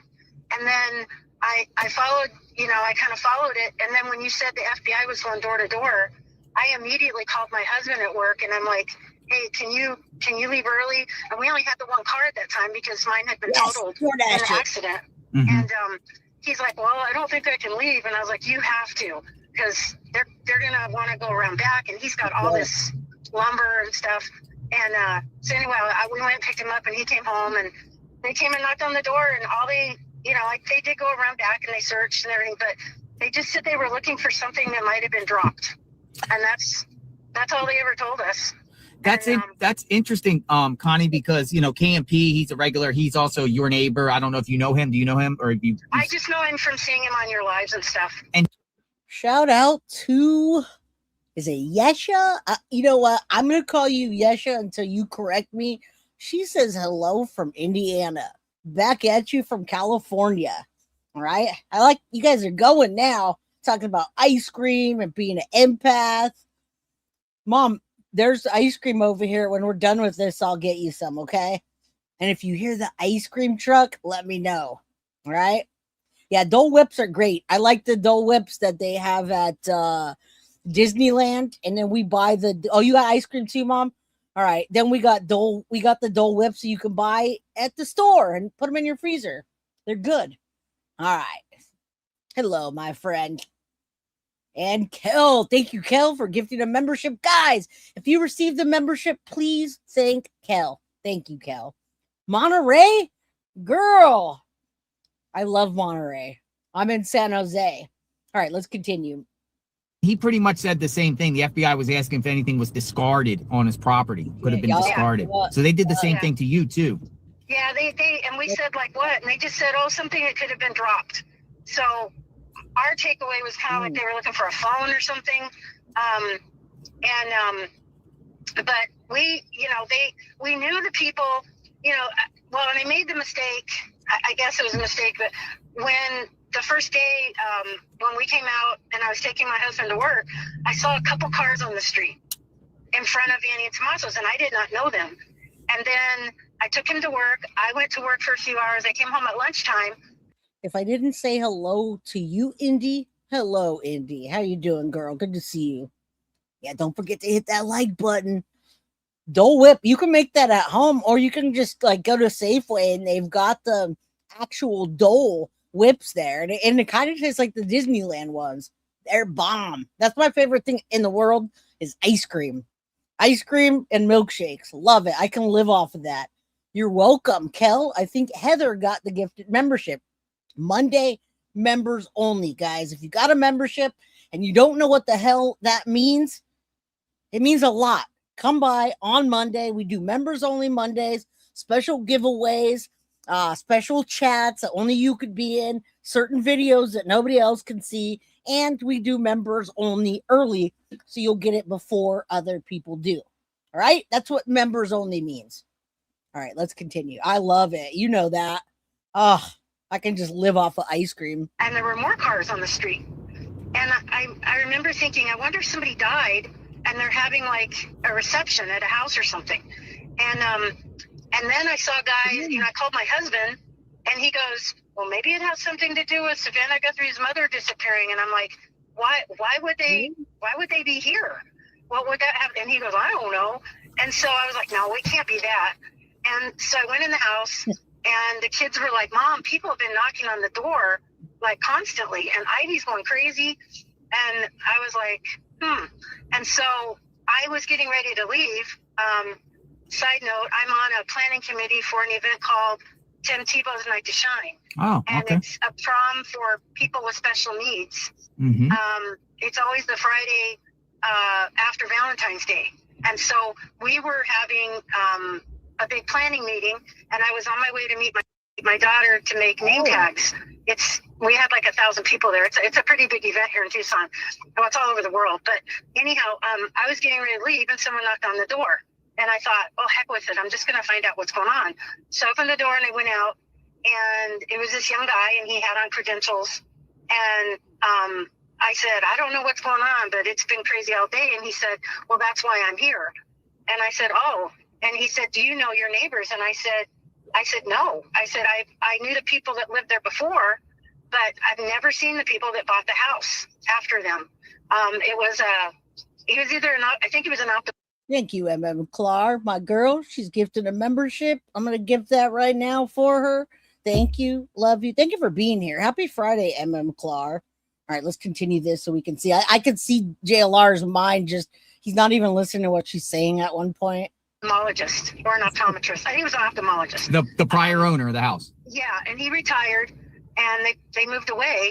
But we would chat with them once in a while, and he was really good to my kids. They were really little at the time when they first moved in, and so and then and he said, well, what he just asked me about the neighborhood, and I told him we'd lived there 35 years, and that we knew the people right across the street from us, and we knew the Campbells who live across the street from Annie and Tommaso, and that was pretty much it. Because real quick, guys, somebody, my girl Tiff, can you gift a membership for MM Clark and I'll Venmo you?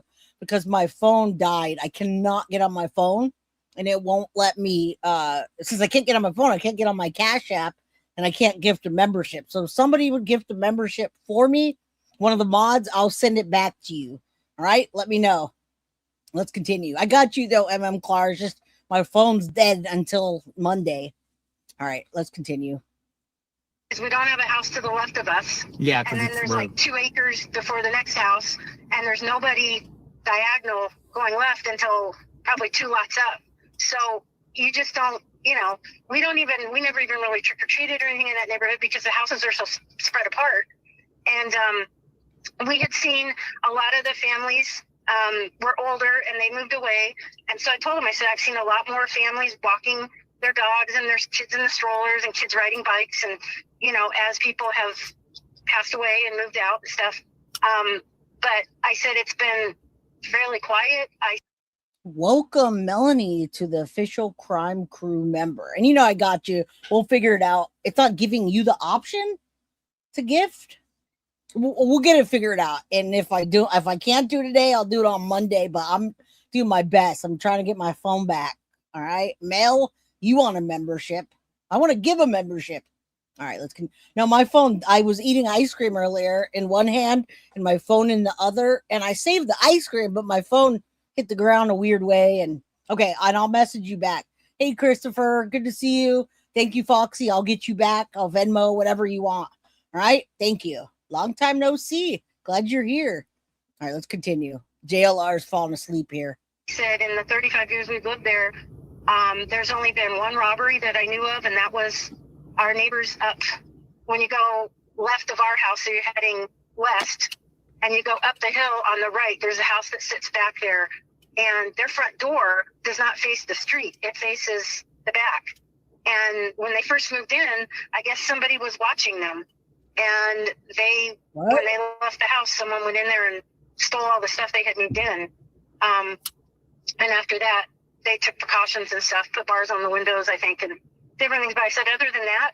Is she talking about A&T did that? Thank you, Foxy. I got you back. There you go, Clark, for you. A gift of membership from Foxy and me and you. All right, go. We're good. Thank you. I appreciate that. If you got that membership, let me know and say thank you to Foxy and to Clark. All right, that's why people love coming into this chat, because we're so friendly with each other and we don't let people attack you either. You're out of here if you attack. Agree to disagree, that's it. There has been no crime in our whole neighborhood. And we've never been afraid, to go out walking or do anything. And then he said, well, are you following the Savannah Guthrie mom disappearance? And I said, well, yeah. I said, because I was born and raised here. I watched Savannah on the news.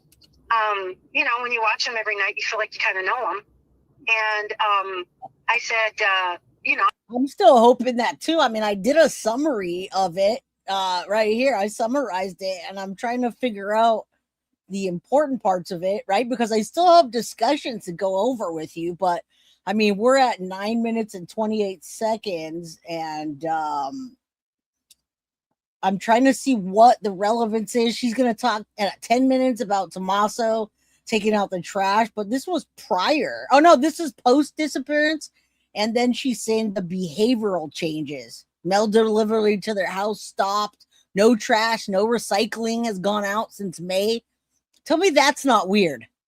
You just buy a house and you stop all your services? What? Indy, got the membership. Look at you, girl. Get it. All right, I'm gonna hop to 1017 real quick. Sister lived next door, and I was like, oh. And I said, I have never seen him. I said, my husband has heard him out in the back piddling. He said it sounded like he had a little shop or something. Maybe like I don't know what he heard, a drill, maybe a circular saw or something. Nice. But he just said he heard something that sounded like he had a little shop or something. And but it was just strange because I'd never had seen him put the trash out, the recycling, never saw him walking the dog or anything until after everything happened. And then, they were gone for a while. They were all staying there when you guys were out there. Mm-hmm. And then they left, and I think they went and stayed at like a house somewhere. And then at some point they came back, and then I started seeing them, and I just thought, is it just because I'm looking over there all the time? But I saw him taking the trash out. I saw him taking the recycling and taking it back a few times. And then the last time I saw him was, I'm a 4-H leader. And on Sunday, April 26th, I believe, my daughter and I were leaving really early to go out to the fairgrounds because they were having the small stock auction for the kids with their animal projects. And I was pulling out, and I was looking down, checking my phone real quick, and looked up, and there he was standing in front of my car. And I think he was lighting a cigarette, and he was getting ready to walk the dog. And it startled me, and I just kind of awkwardly waved at him. And then my daughter said, "Oh, he already waved at me," and I waved back. And I said, "Oh." I mean, how many times have we circled back to A&T and the things that are weird, right? And true crime, coincidental. I don't think Annie would move with her brother in Vermont. I'm not seeing that. If she's going to move with her brother, she'd have moved in with her mom. So it does make me wonder. And as anybody that has been watching JLR and the other people that are boots on the ground, has anyone seen them? I mean, or are they out of there? Did they dip out? Because you would have a trash service and you'd see them walking the dogs. Everything just stopped. Where are they? And so, he kind of waved and we just took off. And that's the only interaction I've ever had with him, other than, like I said, seeing him taking the trash in. But what you're saying is, prior to Nancy Guthrie going missing, you've never seen him. Have you seen Annie? No, I still have never seen her. So you have never seen your next door neighbor, Annie, at all. You've never seen Tommaso prior to the disappearance of Nancy. After Nancy went missing, then you started seeing him more, taking the trash out and recycling? Yeah, and walking the dog. I saw him walking the dog once. They had a little black dog. But you didn't see Annie at all? No. So there you go. The little black dog is their dog. All right. It was a rumor that he went to Italy, but last time I did a stream, somebody from the Tucson area, I think, said that's not true. He never went to Italy. So I don't have anything in writing to confirm that. FBI did it. Let me tell you, this is weird. I'm glad I'm listening to it though. And a little black dog. They have a little black dog? I guess, because he was walking a little black dog. I'd never seen it before. The people. Maybe he's a dog walker. I mean, people get paid for that stuff, walking the dog. I mean, literally, though. Around here, you've got dog walkers, dog groomers, dog everything. Everybody's dogs are like their children. So, yeah, I heard that he did go. People were saying when he went to the Olympics, he shaved down his beard a bit. That's why he was covering his face. And when he got back, but I really just simply don't know. All right. I really don't know. Who live across the street from them. He walked over to our house the day the FBI was going door to door. And he had waved to them and said hi a few times. And he had seen them, but not the way all the other neighbors, the people next door, he's very close to, and we had talked quite a bit. And he just kind of said they were, I don't remember exactly what word he used, but the way I took it was kind of standoffish, not real friendly. So he just kind of let him be. He didn't really pursue anything. Whereas the people that lived there before, they used to come out of their house and he'd come out of his and they'd stand out in the street and talk all the time. So the way you're taking it and the way the other neighbor told you about his interaction with Tommaso, standoffish, and then they never came out. Like no one really knows anything about them. Yeah, they just kind of, like I said, I never even saw their cars coming and going until after everything happened. What kind of cars? I don't even know, because after the fact, I did see a dark, like a little SUV. I saw Nancy's car in their driveway a couple times. When? After everything happened. Nancy's blue Subaru was in their driveway? Yeah, the day that you guys were out front of Nancy's, and they were.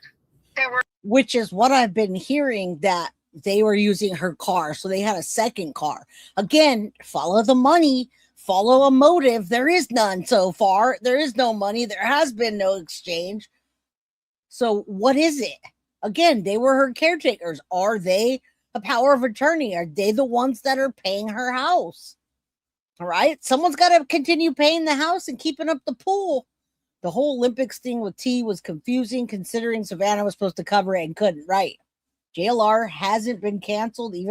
Nope. Only me, baby. No, listen, who knows what's going on with any of those people, but the best thing that he's done is just not feed into it. And I was saying that the other day. I was like, I'm surprised he's still out there going as strong as he is with 544,000 subscribers.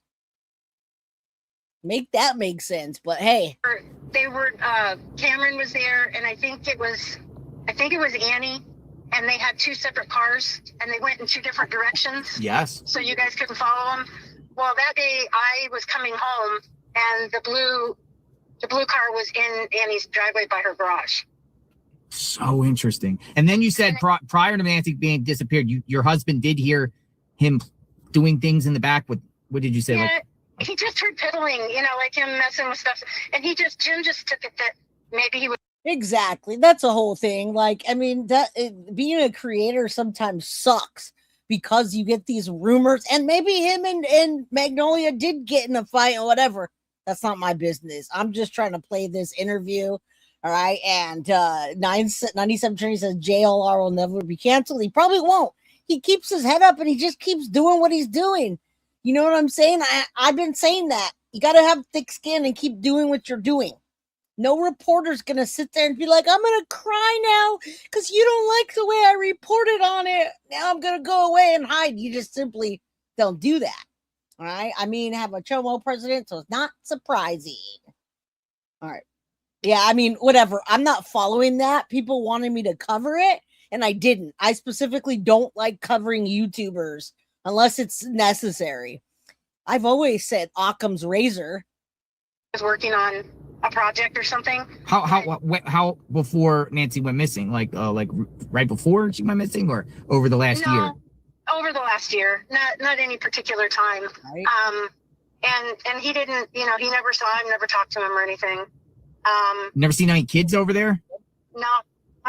You like the night Nancy, like January 31st, the first you ever hear anything over there? Did you see Nancy? You never seen Nancy over there? Have you ever seen? No.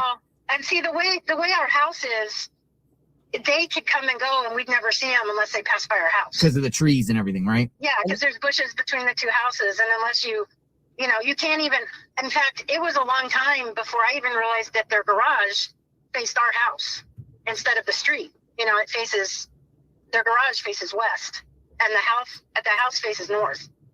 And I didn't even realize that until, I don't know, at some point. I never really paid attention because it sits back kind of far. And, when you're driving, if you turn to glance that long, you could run into something. So I try to watch where I'm going when I drive. And we typically go the other way most of the time. And I think she said earlier that their door, the door that they use goes to the back, or there's a door. We saw the door in the front, but there's a back door and they use that. I mean, they're weird people. Like this whole situation with A&T has been really weird. That's all I can say about that. All right. I can't understand that. All right. You got to go back in, check on mom. See y'all later. Thank you, Foxy. I got you. As soon as I get my Cash App, I got you. Thank you. Okay, let's continue. Yeah, I'm not talking. I don't talk I try not to talk about creators. So I just want this interview. I want to hear what happened because it's interesting. But all the neighbors around there, like you're cool with all your neighbors. Like you have correspondence with them and talk to them occasionally, right? All your other neighbors? Some of them, not the ones that are west of us, because there's one house west of us that when our kids were little, the kids would get together and play, but the kids have all grown up. Their kids are gone. Yes. But and the couple across the street, the gentleman, he used to fix midget race cars. So they would always have midget race cars going in and out of there. And he restored an old, like a Model T truck and everything. And he passed away. Gosh, it's probably been longer than I think. It may have been 2 years ago or something. And I never saw his wife. I thought maybe she had passed away, but she is still alive. She's just kind of. You gotta love this neighbor. She came on real hot saying, I wasn't going to do an interview because, and then now she's just not stopped talking. Keep going, girl. Keep telling us what you got. Put some cameras on their house so you can share that with us. Yeah, prayers for your mom, Foxy. I hope she's okay. I hope everything's okay.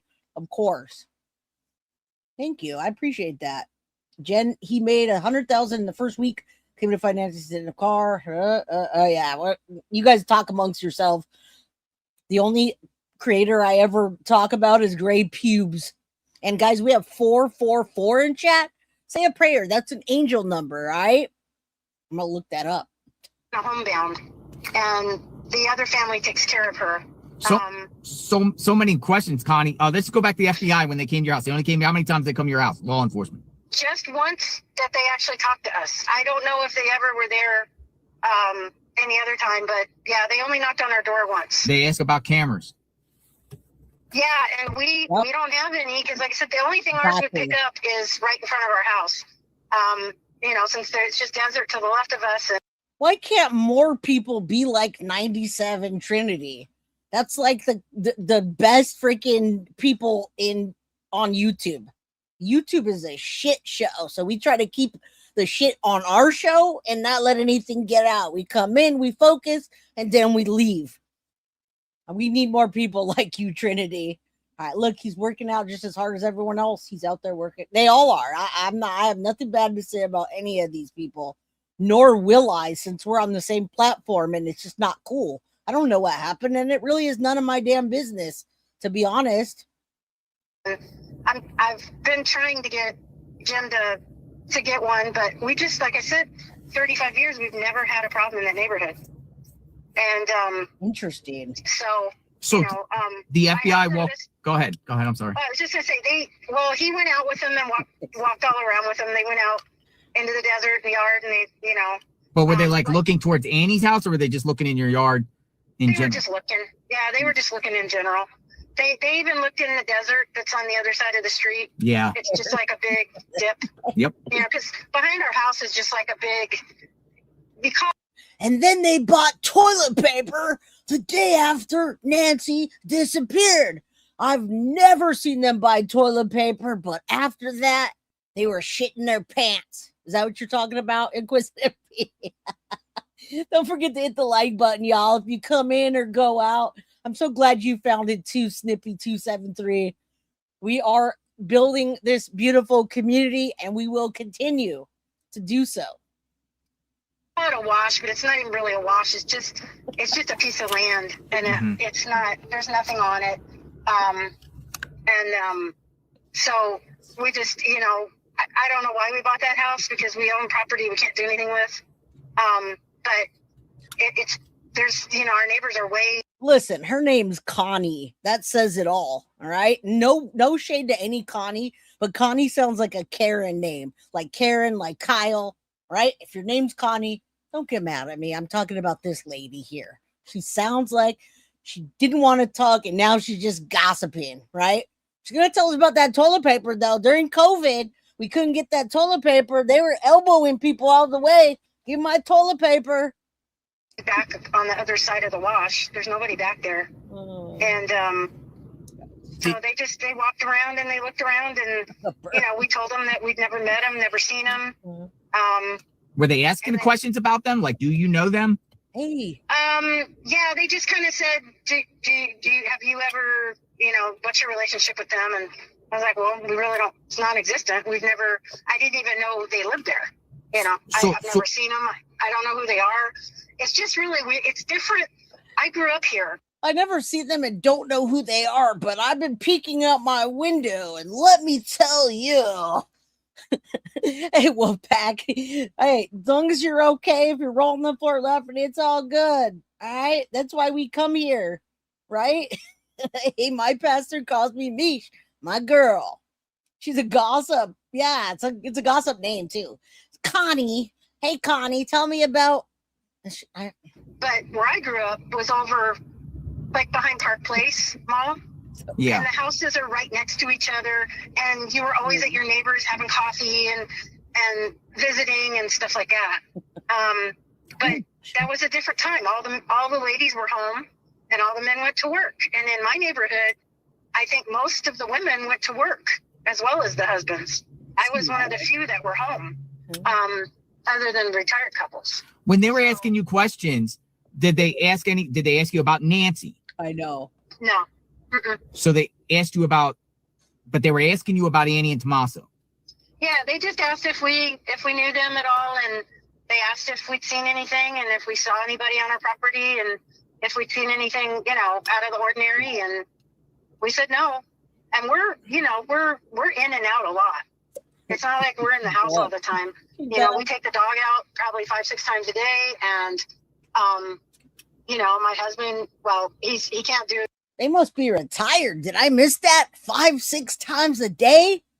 much right now. He's going to have open heart, but he'll go out and pick up stuff and piddle and do stuff, and we go out and clean out the cars, and right now it's just too hot. You just kind of hibernate. Did they ask you about anybody else?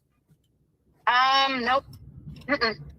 And we were probably one of the last houses because they had gone. I think they started on the end closest to Annie and Tommaso and went down that one side and then came up our side. And we weren't there, so if they came by the first time, we weren't there. But then after we came home, they showed up within about 10 minutes of us getting back home. People are asking about coyotes. I don't know if you ever watched one of my clips with the howling coyotes. Oh yeah. We hear them all the time. We've only had a run-in with them once when my kids were doing poultry for 4-H. They ripped through the wire of our chicken coop one time and stole a chicken. Oh, horrible. Yeah. That has nothing to do. I'm going to go a little bit forward because I can see what they're saying, right? I'm surprised they're not talking about those pigs there. What's the name of those pigs? Javelina or some weird thing I'd never heard of? It leads me to believe no one's there. So I check every time I drive by. I kind of look just to see, and I haven't seen anything. The mail doesn't stop there anymore, so I'm sure they're having their mail forwarded somewhere else. Oh, okay. The mail doesn't stop there anymore. Interesting. I haven't seen it. Okay, so according to public records, they apparently had some survey done on their property the day before Nancy vanished. According to the Pima County records, some sort of survey done. Do you know anything about, like, were they? Well, I mean, you don't really know much about them, but you know anything about that, like properties? I never saw anybody out there. No. I never saw a truck or workers or anybody. I've seen survey people out in our neighborhood before. Like a couple blocks over, I've seen them out, and they have like a tripod and they usually have like an orange flag, and they're usually wearing a vest and stuff, but I have not seen anybody on our street ever. So if they were there, now I will say, no, I don't think I was. I do pet sitting and house sitting on the side. Mm-hmm. And so I have been gone a lot. But So there you go. We just talked about the pet sitting, and maybe those A&T were pet sitting Toto, right? Little black dog. And we'll get you, and you're little pretty too. And then they stopped. I don't know. I don't know where they disappeared to, but this lady's dog sitting too. She's mad because she's dog sitting and they're taking her work away. Just kidding. She said some things, but she has given way too much of her information out for not knowing anything. And I saw 2 cars several times. So I remember seeing a little truck there as well at one point, like a long time ago. But, people were saying, well, they only had 1 car and they didn't have a car afterwards. They kept their car. They had another car. It might have been a rental, but I know I saw a black, like a dark brown or a black Suburban type car. They were saying that they didn't have a dog, but I saw him walk a dog. A little dog. Yeah. Not tiny, but like kind of like a little terrier or Shih Tzu or something like that. What color? I think it was black. Oh, a little black doggy. I love dogs. Yeah, I only saw it that one time. Did the car being seized? That a lot of people talk about their car being seized. Did your neighbors tell you, or do you? Hey, Elaine, shout out to you. Come on in. Hit the like button if you forgot. All right. Hey, everybody. Swarovski. And I'll get you and your little dog, too. Know anything? It was their car seized and taken? Well, I didn't see it for a long time. So I only saw that black car. And I like I said, I'd never seen it before. I could have sworn at one time I saw a little truck, but I could also be hallucinating or thinking of something else. I never saw it. But then again, when they were saying that, they never keep cars that long, I also heard like FBI agents and stuff on different shows say that a lot of times if they did strip the whole car apart, that it does take a long time to put all those electronics and everything back together. And so it does take quite a while. So I didn't really question that it took that long. I wish sometimes I go back and I'm like, I wish I'd have been out front that night. So I could have said, yeah, they came and went. What I don't understand is there are cameras at that Circle K. We go by there all the time. And there are cameras at that gas station at Rudisill. Yep. Did they ever get proof of that car going by? What's the VIN number, Connie? I'm going to go a little forward because, I mean, she's kind of being redundant.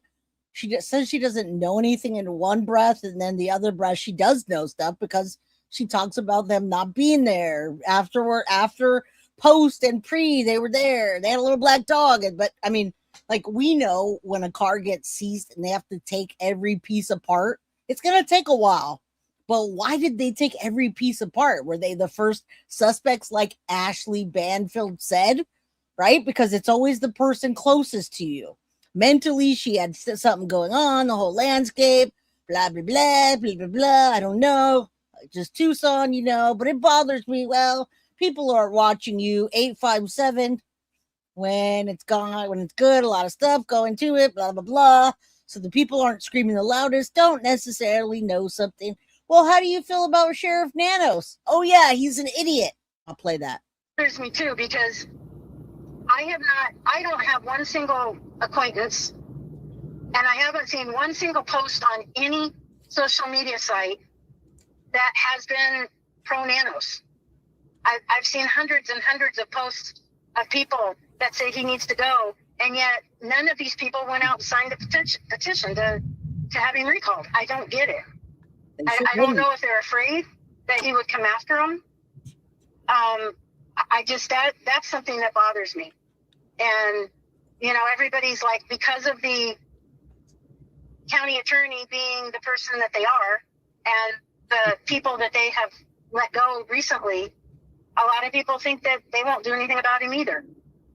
And it's just kind of sad. I mean, guys, I just don't want you to feel like you missed something in this interview. She's talking about Nanos now. She's in that area. It's bothering her. She's right. People didn't sign the petition. And so therefore Nanos is going nowhere. Snippy, thank you for the $5 super sticker. Is that an avocado on there? All right, we'll go a little bit forward. I appreciate you. Thank you for supporting the channel. Happy Friday. All right. She's a little sped up, but she's not saying much. After the beginning stuff, she's not saying a lot. I drove past Alex when he went out there. Remember, isn't Alex the tattooed guy that got arrested? But it's kind of like the people of all these opposite called in Canada and Texas. Blah, blah, blah, blah, blah, blah, blah. I think they're just a bunch of older people. A lot of them might be because of the media. They don't do social media. Blah, blah, blah, blah, blah. News because the negativity affects them. Now she's just going off. So they go about their life. It's not that they don't care. They just, for their mental health, they don't watch all the news and stuff. And it bothers me sometimes because then they don't know about stuff like this. But at the same time, I understand. But it's not that they don't care, but but the young people, even my kids knew who Savannah Guthrie was just because I used to watch the Today Show. But they had a lot of friends that had no clue what was going on. So I don't know. It's frustrating sometimes, but think the case will be solved? I think eventually, yeah. I think so. I don't know if they'll ever find her unless somebody comes forth and says something, which that's the worst part of it because they can't have a service and say goodbye to her. And I guess the fear is that, I've heard of. All right, now she's just speculating. We're only a few minutes out. I do want to get to this discussion because I haven't seen Big City Crime Inside the Red Tape, and they've got Brian Enton on there, and what's her name? Maureen O'Connell? Anyway, we're talking about what's happening in Pima County. All right, so let's get to that. That way we can make it through. And happy Friday, everybody. All right, I think what we got out of it was in the very beginning. It was not her speculating. It was her telling us what was going down and what she saw. And then after that, it was all just speculation. All right. Curious if it could be related to Nancy. They are from 3 Points. I do too. It's an all-star cast right there too. So I'm here for it. Let's hear what they have to say. This is the discussion of what's happening in Pima County with these all-star people. So the We need to first go on video vacation on together, Brian. yes, yes. Yeah. That The could be first dangerous. video that was the first video that was put out on this platform, this big city crime, I did roughly about 7 months ago. And to be where we're at right now, as far as subscribers, and to have a person like you join us on the show, to me, All right, he's just fangirling over Brian Etten, which is fine, but this is a really good conversation. You do a lot. We love you. Yeah. incredible that you went and you were in the back of Nancy's house. I just wanted to, to be able to ask you some questions from the point of view of a homicide detective, a retired one. When you were back there, what was it like to you? Did it seem as if, a pathway could have been made through there quite easily, or do you think it was really difficult to get back there? And I do notice in the news that the FBI's been there and returned there, and for some reason, their attention is really drawn to that back area there. Yeah, I mean, I think it's relatively easy to walk back there, and I showed in that video that I did. There's cactuses and there's brush, but you can walk in between it all. It's not like I live in Florida. So my pastor calls me Mish. Those human remains were found 15 miles from the Guthrie home, and they've been ruled out. On a Monday statement from Pima County Sheriffs, it was reported that the human remains found in the desert area have been there for an extended period of time, and they have been there much longer than Nancy Guthrie been missing. They also don't find any similarities, nothing that ties to the case. What they do say is that in that particular area that they live in, right, Pima County, this desert area, it's more likely that they're going to find human remains closer to this area than not, because of the environment and the conditions of where they would dump the remains, just way out there. And then the environmental conditions are hot. All right. So you're going to find bones and things a lot more than you typically would elsewhere. All right. We talked about the beginning. I know you missed it. So there you go. Where, if you go in the swamp here or in the Everglades, I mean, it's so dense, it's hard to find a pathway through.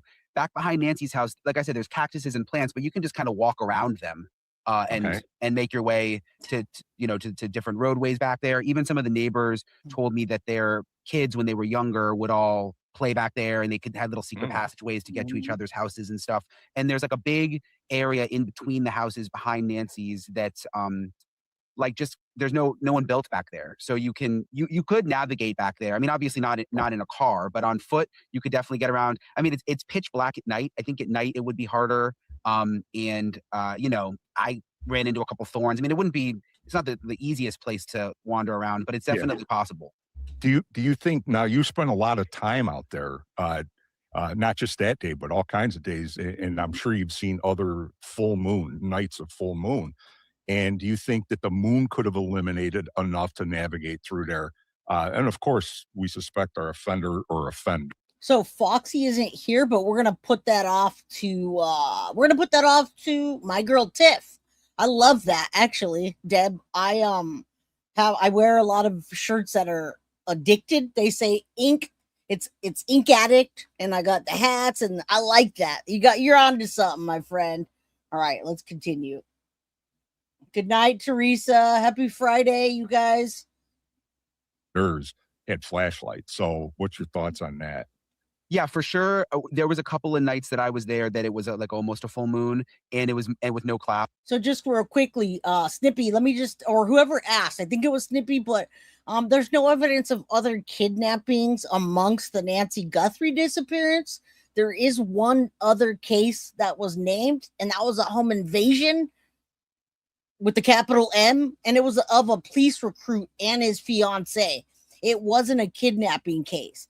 Now, the other cases that people might be referring to online are from Pima County that were identified as a suspect vehicle in an actual murder case, and a vehicle description in Nancy's kidnapping, but we don't know exactly what that was.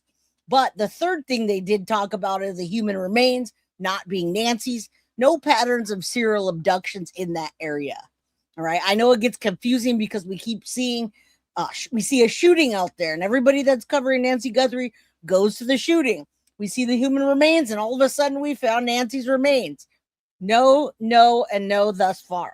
And it was pretty bright out there. I mean, that makes a huge difference. And that particular full moon was one of the brightest ones of I want to say a decade or something. It was one of the brightest moons in a very long time. So that would have illuminated it enough for manipulation or to maneuver around back there. But Brian, how far did you have to park? So how far would you park your car? What would be the quickest and most direct route to the back pony wall behind her pool? So there's a couple of different ways you could do it. Because all of the yards, there's probably 10 houses that all back up to that empty area behind Nancy's house. So you could go, and all the side yards are open for the most part. There's a couple people that have like big fences, but you could walk down some of those side yards. There's also, which in one of my videos I highlighted, there's like a I forget what they called it. It's not an alley, but it's like a utility access point because there's some power lines back there. So there's a way you could get in through that access point. There's a lot of different ways. I actually started at one of the neighbors' house and then was walking back behind. And one of the neighbors actually got really mad that we were back there. And I was kind of nervous he was going to call the police on us. And we ended up talking to him, and then we kind of had a full circle moment. He ended up being cool with us, and he's actually the guy who lives right behind Nancy's house, and that's how we were able to get that video because we were on his property, directly behind Nancy's.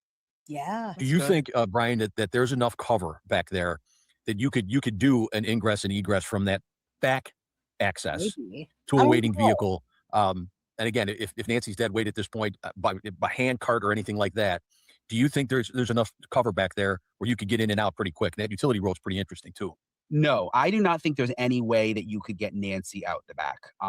Because to get to where that like utility easement is you still would have to walk a little ways through what I was describing with the cactuses and kind of navigating around that. So after the Ashley Banfield situation where she called out A&T being possible suspects, everybody's trying to be cautious. That's why we have the whole A and the T.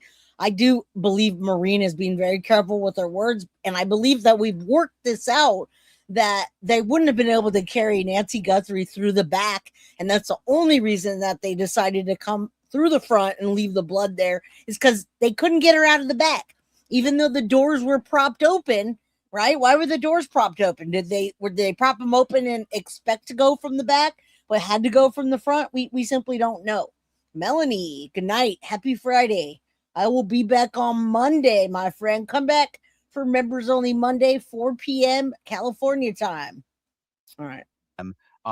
So no, I think that they definitely could have gone in through the back, maybe surveilled the house through the back.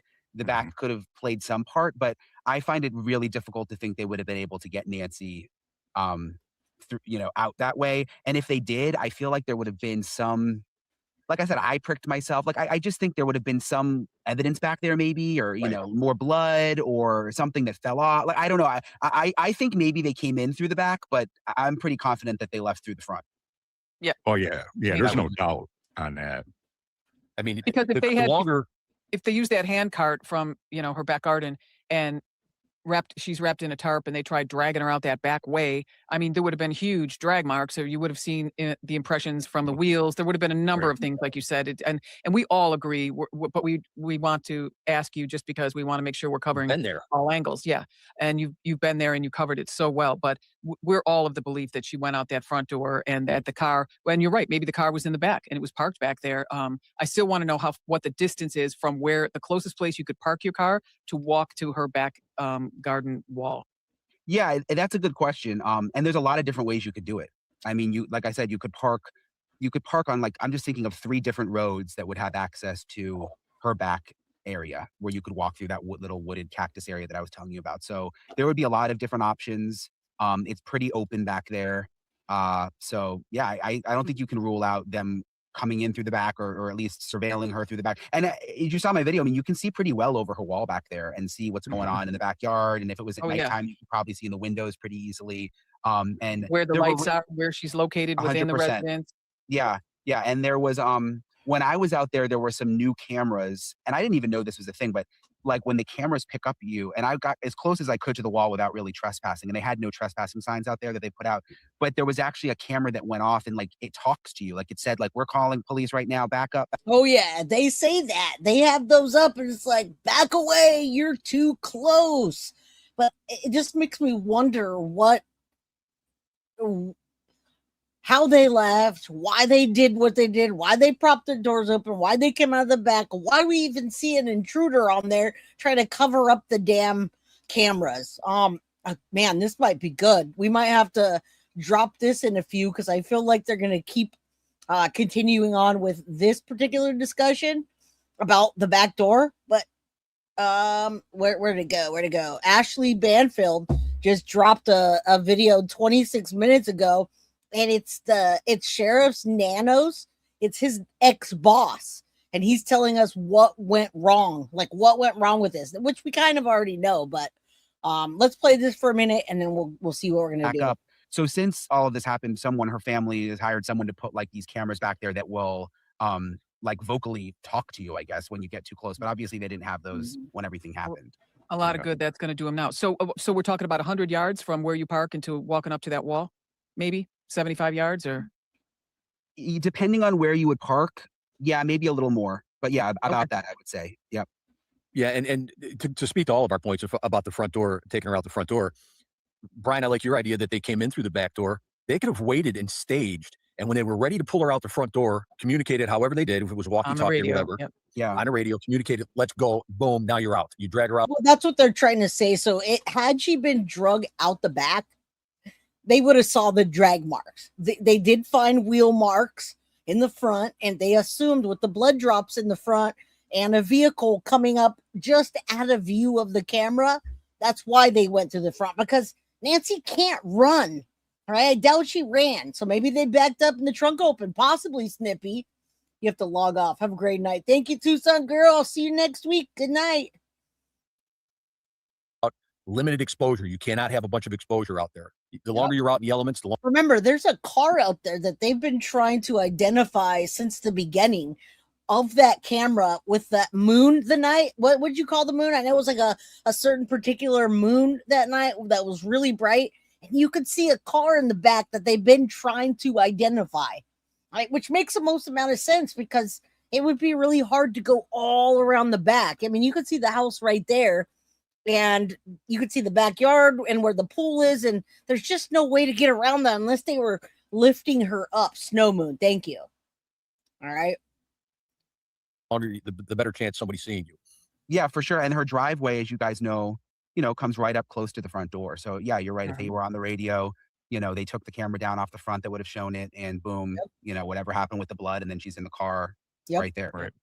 A couple things I found interesting too with this whole scenario, considering the back, was the fact that there was the neighbor's dog that was barking right around that time. I found that interesting. And then also the fact that there's a lot of vacant homes around there. Actually, I shouldn't say fact. I'm going by what Daphne's case file, what she brought up. She did like searches. I thought she did a really nice job of it. And there's homes that were there, like they were rented and then the renters were gone, and then some that were just for sale and vacant. Did you see anything like that, Brian, out there? Yeah, for sure. There's a couple of there's some houses under construction close by. There. All right, we're gonna switch this because it's gonna continue going on about this. I don't know that that conversation and going out of the back door and the front door. I think we kind of got that figured out, sorta.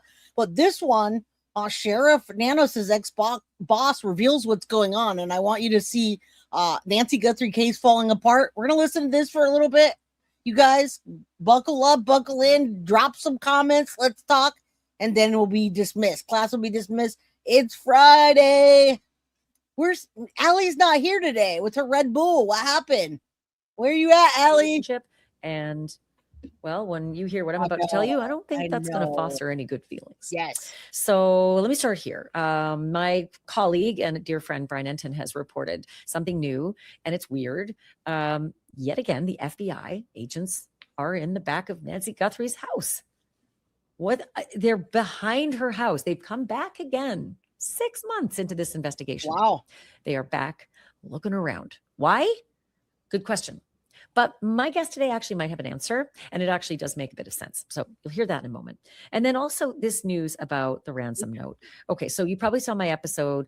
Again, this came out 26 minutes ago, guys. So I just want to kind of get to that point.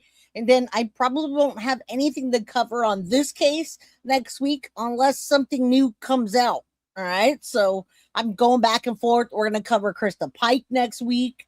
There's a lot of updates. And I saw someone in chat earlier talking about the Sider family, which I covered this week in a 2.5 hour episode. There's more charges coming, more serious felony charges for Elizabeth Siders. When that comes out, what they are, I will cover that as well. All right. But Nanos says it could take 50. I know Nanos he just says a whole lot of things. A week or two ago that Sheriff Nanos decided to publish the first 2 ransom notes, at least the notes they believe have the most credibility, tend to believe are real ransom notes from the actual kidnapper of Nancy Guthrie. The first one asked for all the money, give me $4 million by this date and $6 million by that date, or she gets it. And then the second one saying, oh dear, so sorry, didn't realize how sick she was, but she died shortly after we took her and we buried her with nature, and no more requests for money. So that's also probably a good key as to why it's probably real. Because if it's a scammer wants money.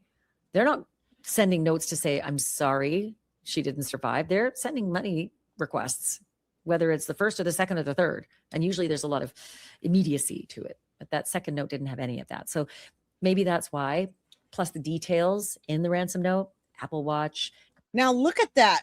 Look at that desert. Look at that area. Look at the parts that they're dense with trees or dense with cactuses, and then there's open patches and houses that he was referring to in the other interview. The gentleman that was talking, not Brian Enton, talked about a lot of these houses being vacant. You don't see any cars, any lights. Obviously, there's not a lot of cameras because we still don't know which car went in and went out. Now, they talked about a Scion, but they actually talked about a Kia Soul as well. It was reported that there's serial abuse charges in the riders. Yes, there are. Did it? So I just covered the Siders case. Was it yesterday or the day before? And they have serious felony charges coming to Elizabeth Siders, but I don't know what they are yet. You lost all respect for Savannah. She has a lot of money. She could have paid for searchers, nothing, and no one has been looking. Yeah, I know it's wild. I'm not going to go that far about Savannah because I'm the creator here, and I don't know what she's not telling us, but I agree with that. I've been saying, why aren't they paying people to go boots on the ground? Why are these YouTube creators doing that? If we don't say goodbye when class is dismissed, it's because my internet keeps going out. Love you, Guilty of Crime fan. Back at you. And Lil Red, my phone is died today. I dropped it on accident. And Mrs. Guilty ordered me a new one. So I'll have another phone by Monday. And then we can collab next week, okay? This weekend I have no phone. And I'm okay with that. Nancy's Apple Watch, it's white, it's on the floor by her bed. Those are details that are very specific. And so those might be the reasons why they tend to believe those notes were real. So Sheriff Nanos decided to release both of those notes. What I didn't realize at the time was that the Sheriff's Department released the notes unredacted with the Bitcoin wallet address visible to anybody. Now, I didn't see it. It was probably the flash of time in between them releasing it, realizing the folly, and then pulling them back. But a lot of times, listen, we can talk later. Yeah, we can talk later. Laura, I got you. I'm very consistent and I'm very much here Monday through Friday from 4 p.m. till about 6. So we'll make it work. All right. I got you. Why did Nanos turn? That's a good question. I'm wondering that too. Okay. So it was, there's SA charges now. All right. I'm going to look. Tiff looks like she got something for me. So let's take a look. That means they came out. A lot of people did. And web sleuths got a hold of those Bitcoin addresses, the Bitcoin address on the ransom note, and checked it out. They went and they looked and they saw the transaction that happened. And you've probably heard this in much of the reporting in the last 6 months as well, that the FBI actually put some money into that Bitcoin wallet, just a bit, not much, just a little tickle of the wire. What we did not know is what the FBI did as well as putting a little money in that Bitcoin wallet. Thank you. Got it. And now we do, because Sheriff Nanos' department released the note unredacted with the wallet address, and the sleuths were able to go there. So the sleuthers were able to get in and take a look around that Bitcoin wallet address. And they were. Look at how many people are out there investigating, and these aren't plain clothes officers by any means. It's interesting. I didn't know they were back out there. Again, I haven't been covering this at all until something comes out and people say, hey, was that her body? What happened with that? Savannah didn't even bother to thank the YouTubers that were keeping the case alive. When JLR and Brian Hinton left, the case died. She did more than not thank them. She wanted them all out of there. She's the one that called the cops on Alex, from what I hear. All right. Any more updates on the David case? There are no updates on the David case, but at the same time, there's a lot of info on it that's coming out. So I'll definitely cover that. It's been on my radar. The SA charges turned weird in the sister's case in the Dollar General store and played call the authorities on cider. Yeah, I mean, I thought I was all caught up with that, but they're waiting for the charges that are coming. The serious felonies are coming from the grand jury. So did that come back? Anyway, I'll show that at the end. Tiff sent me some mock-ups for you, Deb. Jay Addict. I like this one with the hand on it, but I'll show it to you afterwards. Let's listen for a little more, and then we'll be out. We're able to see not only the transaction, right? The FBI put a little bit of money in there to tickle the wire, but we knew that, but they were also able to see something else we didn't know. And the something else we didn't know is that the FBI sent a little message. At least it appears it's the FBI that sent a little message to the ransom seekers. And that message was posted as a public message at that wallet address. Okay. And it read, "We are ready to pay. Contact us," followed by a link to a private web page. Oh, man. I mean, that is stuff that just shouldn't be getting out in public, right? Now, to their credit, after they screwed up, they realized they screwed up, and the sheriff's department yanked that accidental public posting, unredacted ransom note with the Bitcoin address. They pulled it, and then they redacted it, and then they re-released it redacted. But the damage was done, and that shit was out there, right? And so now sleuthers were able to see the transaction that was actually done to try to, lure those ransom seekers out a little bit, pull them out a little bit, give them a little bit of money just to say, okay, we're here, and here's our message. So look, that is dumb AF, right? Especially in something this high profile. I mean, we're at 6 months, y'all. We are at 6 months, and every single move is scrutinized. Sheriff Nanos has had the shit taken out of him on this. So you would think that every time you push send or enter or whatever, you're triple checking that the T's are crossed and the I's are dotted and that Bitcoin wallet addresses aren't there unredacted. But that happened. Yeah. Yeah. And so the big question, of course, becomes, are these screw ups happening the way we see them in public? Are they happening at this level where we're not seeing them? Behind the scenes in the investigation. Because here we are, y'all. Hi, August 14th, I'm recording this. And she disappeared on February 1st. February, March, April, May, June, July. Halfway through August. Are they any further along? Are they ever going to find out who the hell was on that porch? Who was on her ring cam? Who took her? Who sent those notes? Where is she? Are we any closer? Or is this Keystone Cops just bungling every move? As it turns out, there's somebody who knows a lot about sort of the work product and the techniques of Sheriff Chris Nanos, because he was Sheriff Nanos's boss for like 3 decades. So he knows the man behind the badge, and he knows the attitude behind the badge. And he also knows the style of management. And so all right, I'll be right back, y'all. Don't go anywhere. We still have 300 people in chat. I want to say bye to everyone and wrap this up and show the new picture. So give me a second. I'll be right back. The guest today is Rick Castigar. He's the former Pima County chief deputy. And he's got a thing or two to say about why we are where we are. And that is what seems to be stymied in this investigation. And it comes from the top. It's It's the fact that people aren't allowed to do their jobs and are being hammered down every time they try. And so if they're being knocked up against a brick wall every time they try to get through to the other side of the investigation, well, how long is it going to take us to get through or over that wall? Really good answers from Rick Castigar, a long-ranging conversation, including his theory about what may have happened, what happened early on, and whether we're ever going to get answers in this case. Here's our conversation. Rick, thanks so much for being on Drop Dead Serious. It's my pleasure. Let's jump right in.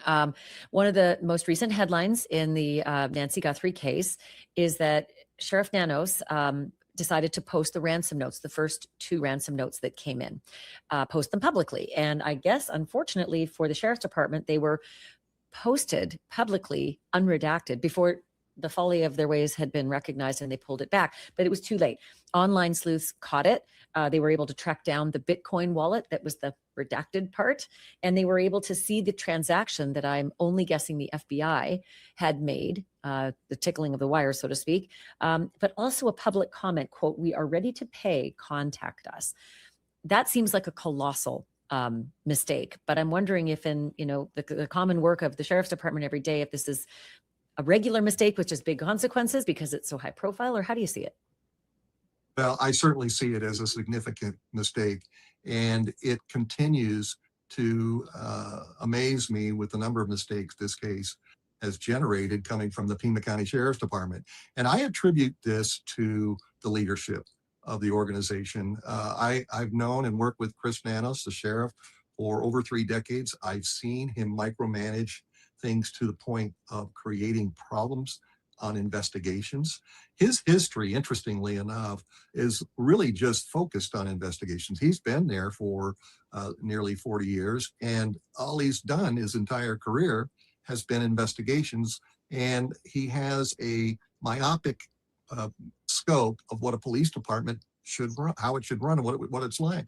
And he involves himself in minutia, and he's got people to the point where they're afraid to do what they know best to do because they could be, there may be repercussions. And guys, these boys in blue stand together. Okay.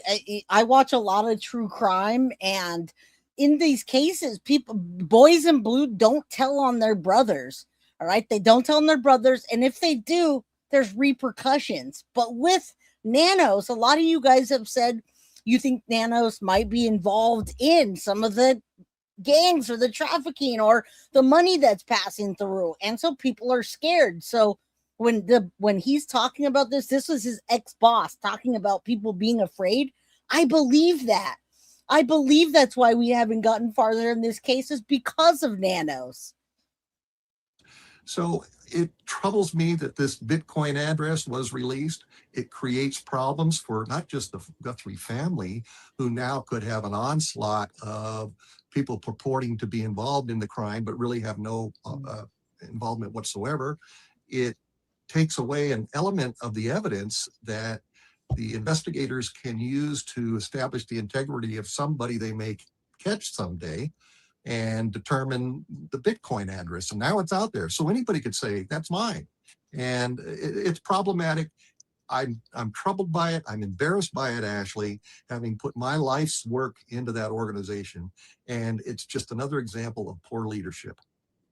I'm curious. Again, we just come back at full circle to what happened in this case. Mama Sage, I live with my daughter and son-in-law, and rightfully so.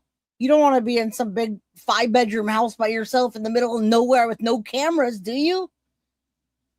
About what that kind of a misstep does to the relationship between the Pima County Sheriff's homicide investigators and the FBI officers who are working on this case on this joint task force. I mean, I sort of feel like I wish I were a fly on the wall, but man, that really did thwart a lot of what the FBI is trying to do.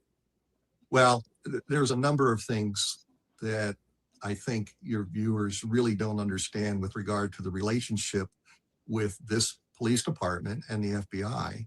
And it really stems from its leader, Chris Nanos. A lot of folks don't know this, but remember, it was a contentious relationship in the very beginning. All right. It was very contentious, and Nanos didn't want to even hand anything over or work with the FBI. And it's weird. I don't know about the power of attorney, but I got to say, Snippy, somebody's got to have a power of attorney to be accessing her bank accounts to keep that house going. Who is it? We're not going to hear anything. Hey, Midnight Lace, happy Friday, my friend. Back in 2016, we're talking 10 years ago, Chris was appointed as the sheriff. He didn't win the election, but somebody had to run the place, and he was appointed. And during that time, the FBI was conducting an investigation of public corruption effectively. And they are the ones who are charged with that responsibility. When a police official does something illegal or unethical, the FBI investigates. They were doing that against a couple of individuals in his department, Chris, the sheriff's department, Chris Nanos. And Chris had a relationship at the time with the FBI, and he asked them very plainly, and I was there at the time, I remember this, would you please keep me apprised of the progress of this investigation? They said they would. They didn't. He got very angry. And when I say angry, I'm talking about an individual who gets red-faced, flushed, starts to perspire, and it's just so visible. It's kind of can't even hide it. And he became angry at the FBI. He got on the local news here and he said words to the effect, listen, if you guys, the FBI, want to know how to do a police investigation, come see me and I'll teach you how to do a police investigation. That's arrogant and it burns bridges. So Chris has had a long-standing disdain for the FBI. And certainly in this particular case, how many examples could I share with you? The blood was traipsed upon by a news media outlet. The DNA material was sent to a company in Florida who has to get their certification and training from, who else? The FBI. And why not give it to the FBI? What's really sad about this is Chris's ego has gotten in the way of, and has, in my opinion, deflated the intent. I can't believe this guy is even saying this, to be honest with you. Like, I mean, this is what we're all thinking. This is what we've all been saying in chats, but I'm kind of shocked that he's saying this. Integrity of this investigation, and it's troublesome to me. And I've been vocal about it. And some people might say I'm just a sore loser. I'm retired. I don't really have anything to gain here, but it's just sad to see the outcome of this. Yep. They, on day 2, when they really understood that Nancy was abducted, they, in my opinion, and if I were the sheriff, I would have done this. I would have turned the case entirely over to the FBI and subordinated the sheriff's department to them, let them handle this case, and we would provide boots on the ground and whatever else was necessary, our investigators, what have you. Chris has not done that to this day. He says they're involved, and yes, they are, but he stifles their ability. Look at how many freaking people are out there, guys. I mean, I wasn't out there, boots on the ground. I only see one person staring at a house. I didn't realize there were so many people out there and coming back. Yeah, he's just telling it. I'm surprised. I really, truly am.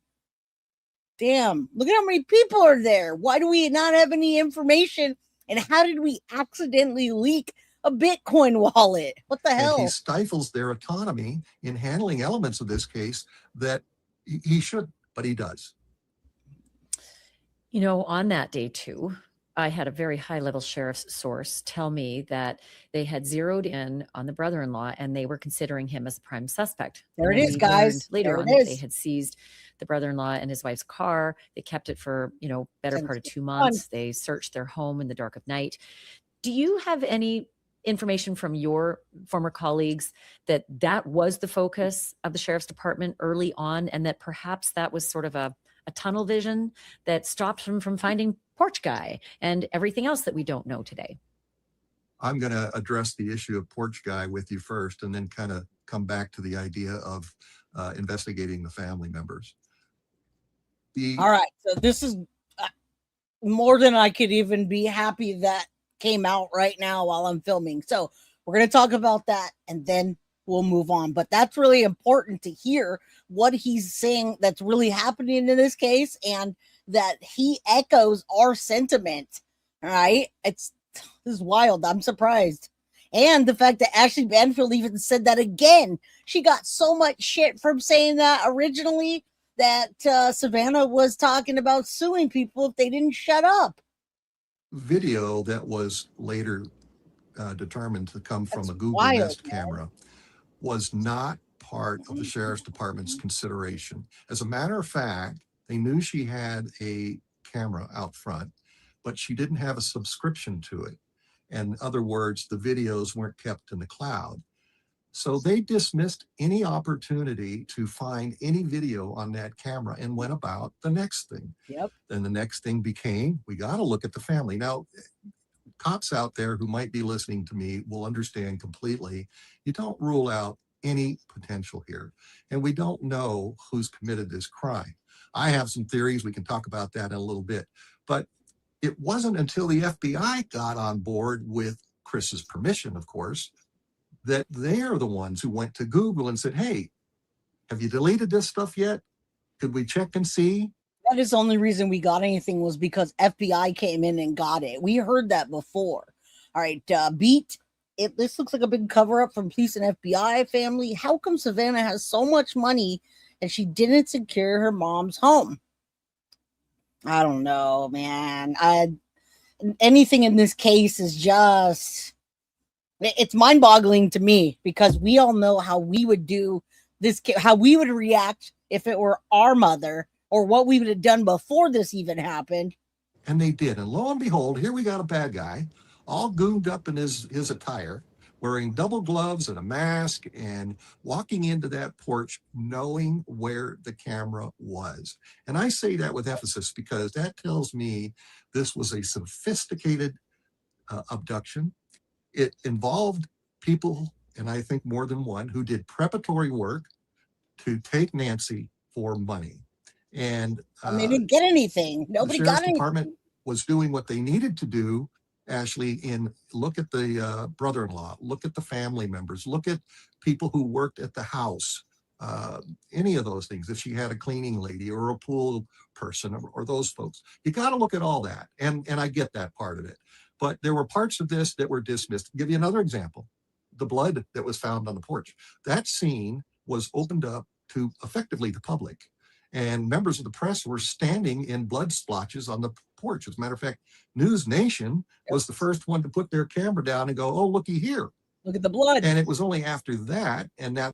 Now, mind you, A&T didn't say anything to Savannah about that at all whatsoever. Right? They didn't say, hey, mom went missing and we know she didn't wander off. The back doors were propped open. She might have, but they didn't say a damn thing about blood on the front porch. We want to hear that 911 call. I agree. Listen, we're not going to get anything. It's been over 200 days and we still are looking at the same information regurgitated. Made national news that the sheriff's department went back and said, clumsy us, we got to close this scene down, which they did. And then they Why on earth? With your background, I was absolutely flummoxed by this. On Monday, which effectively is just about 36 hours or so after Nancy vanished, Chris Nanos had opened the scene, stopped the search, and said there's nothing to be concerned about in the community.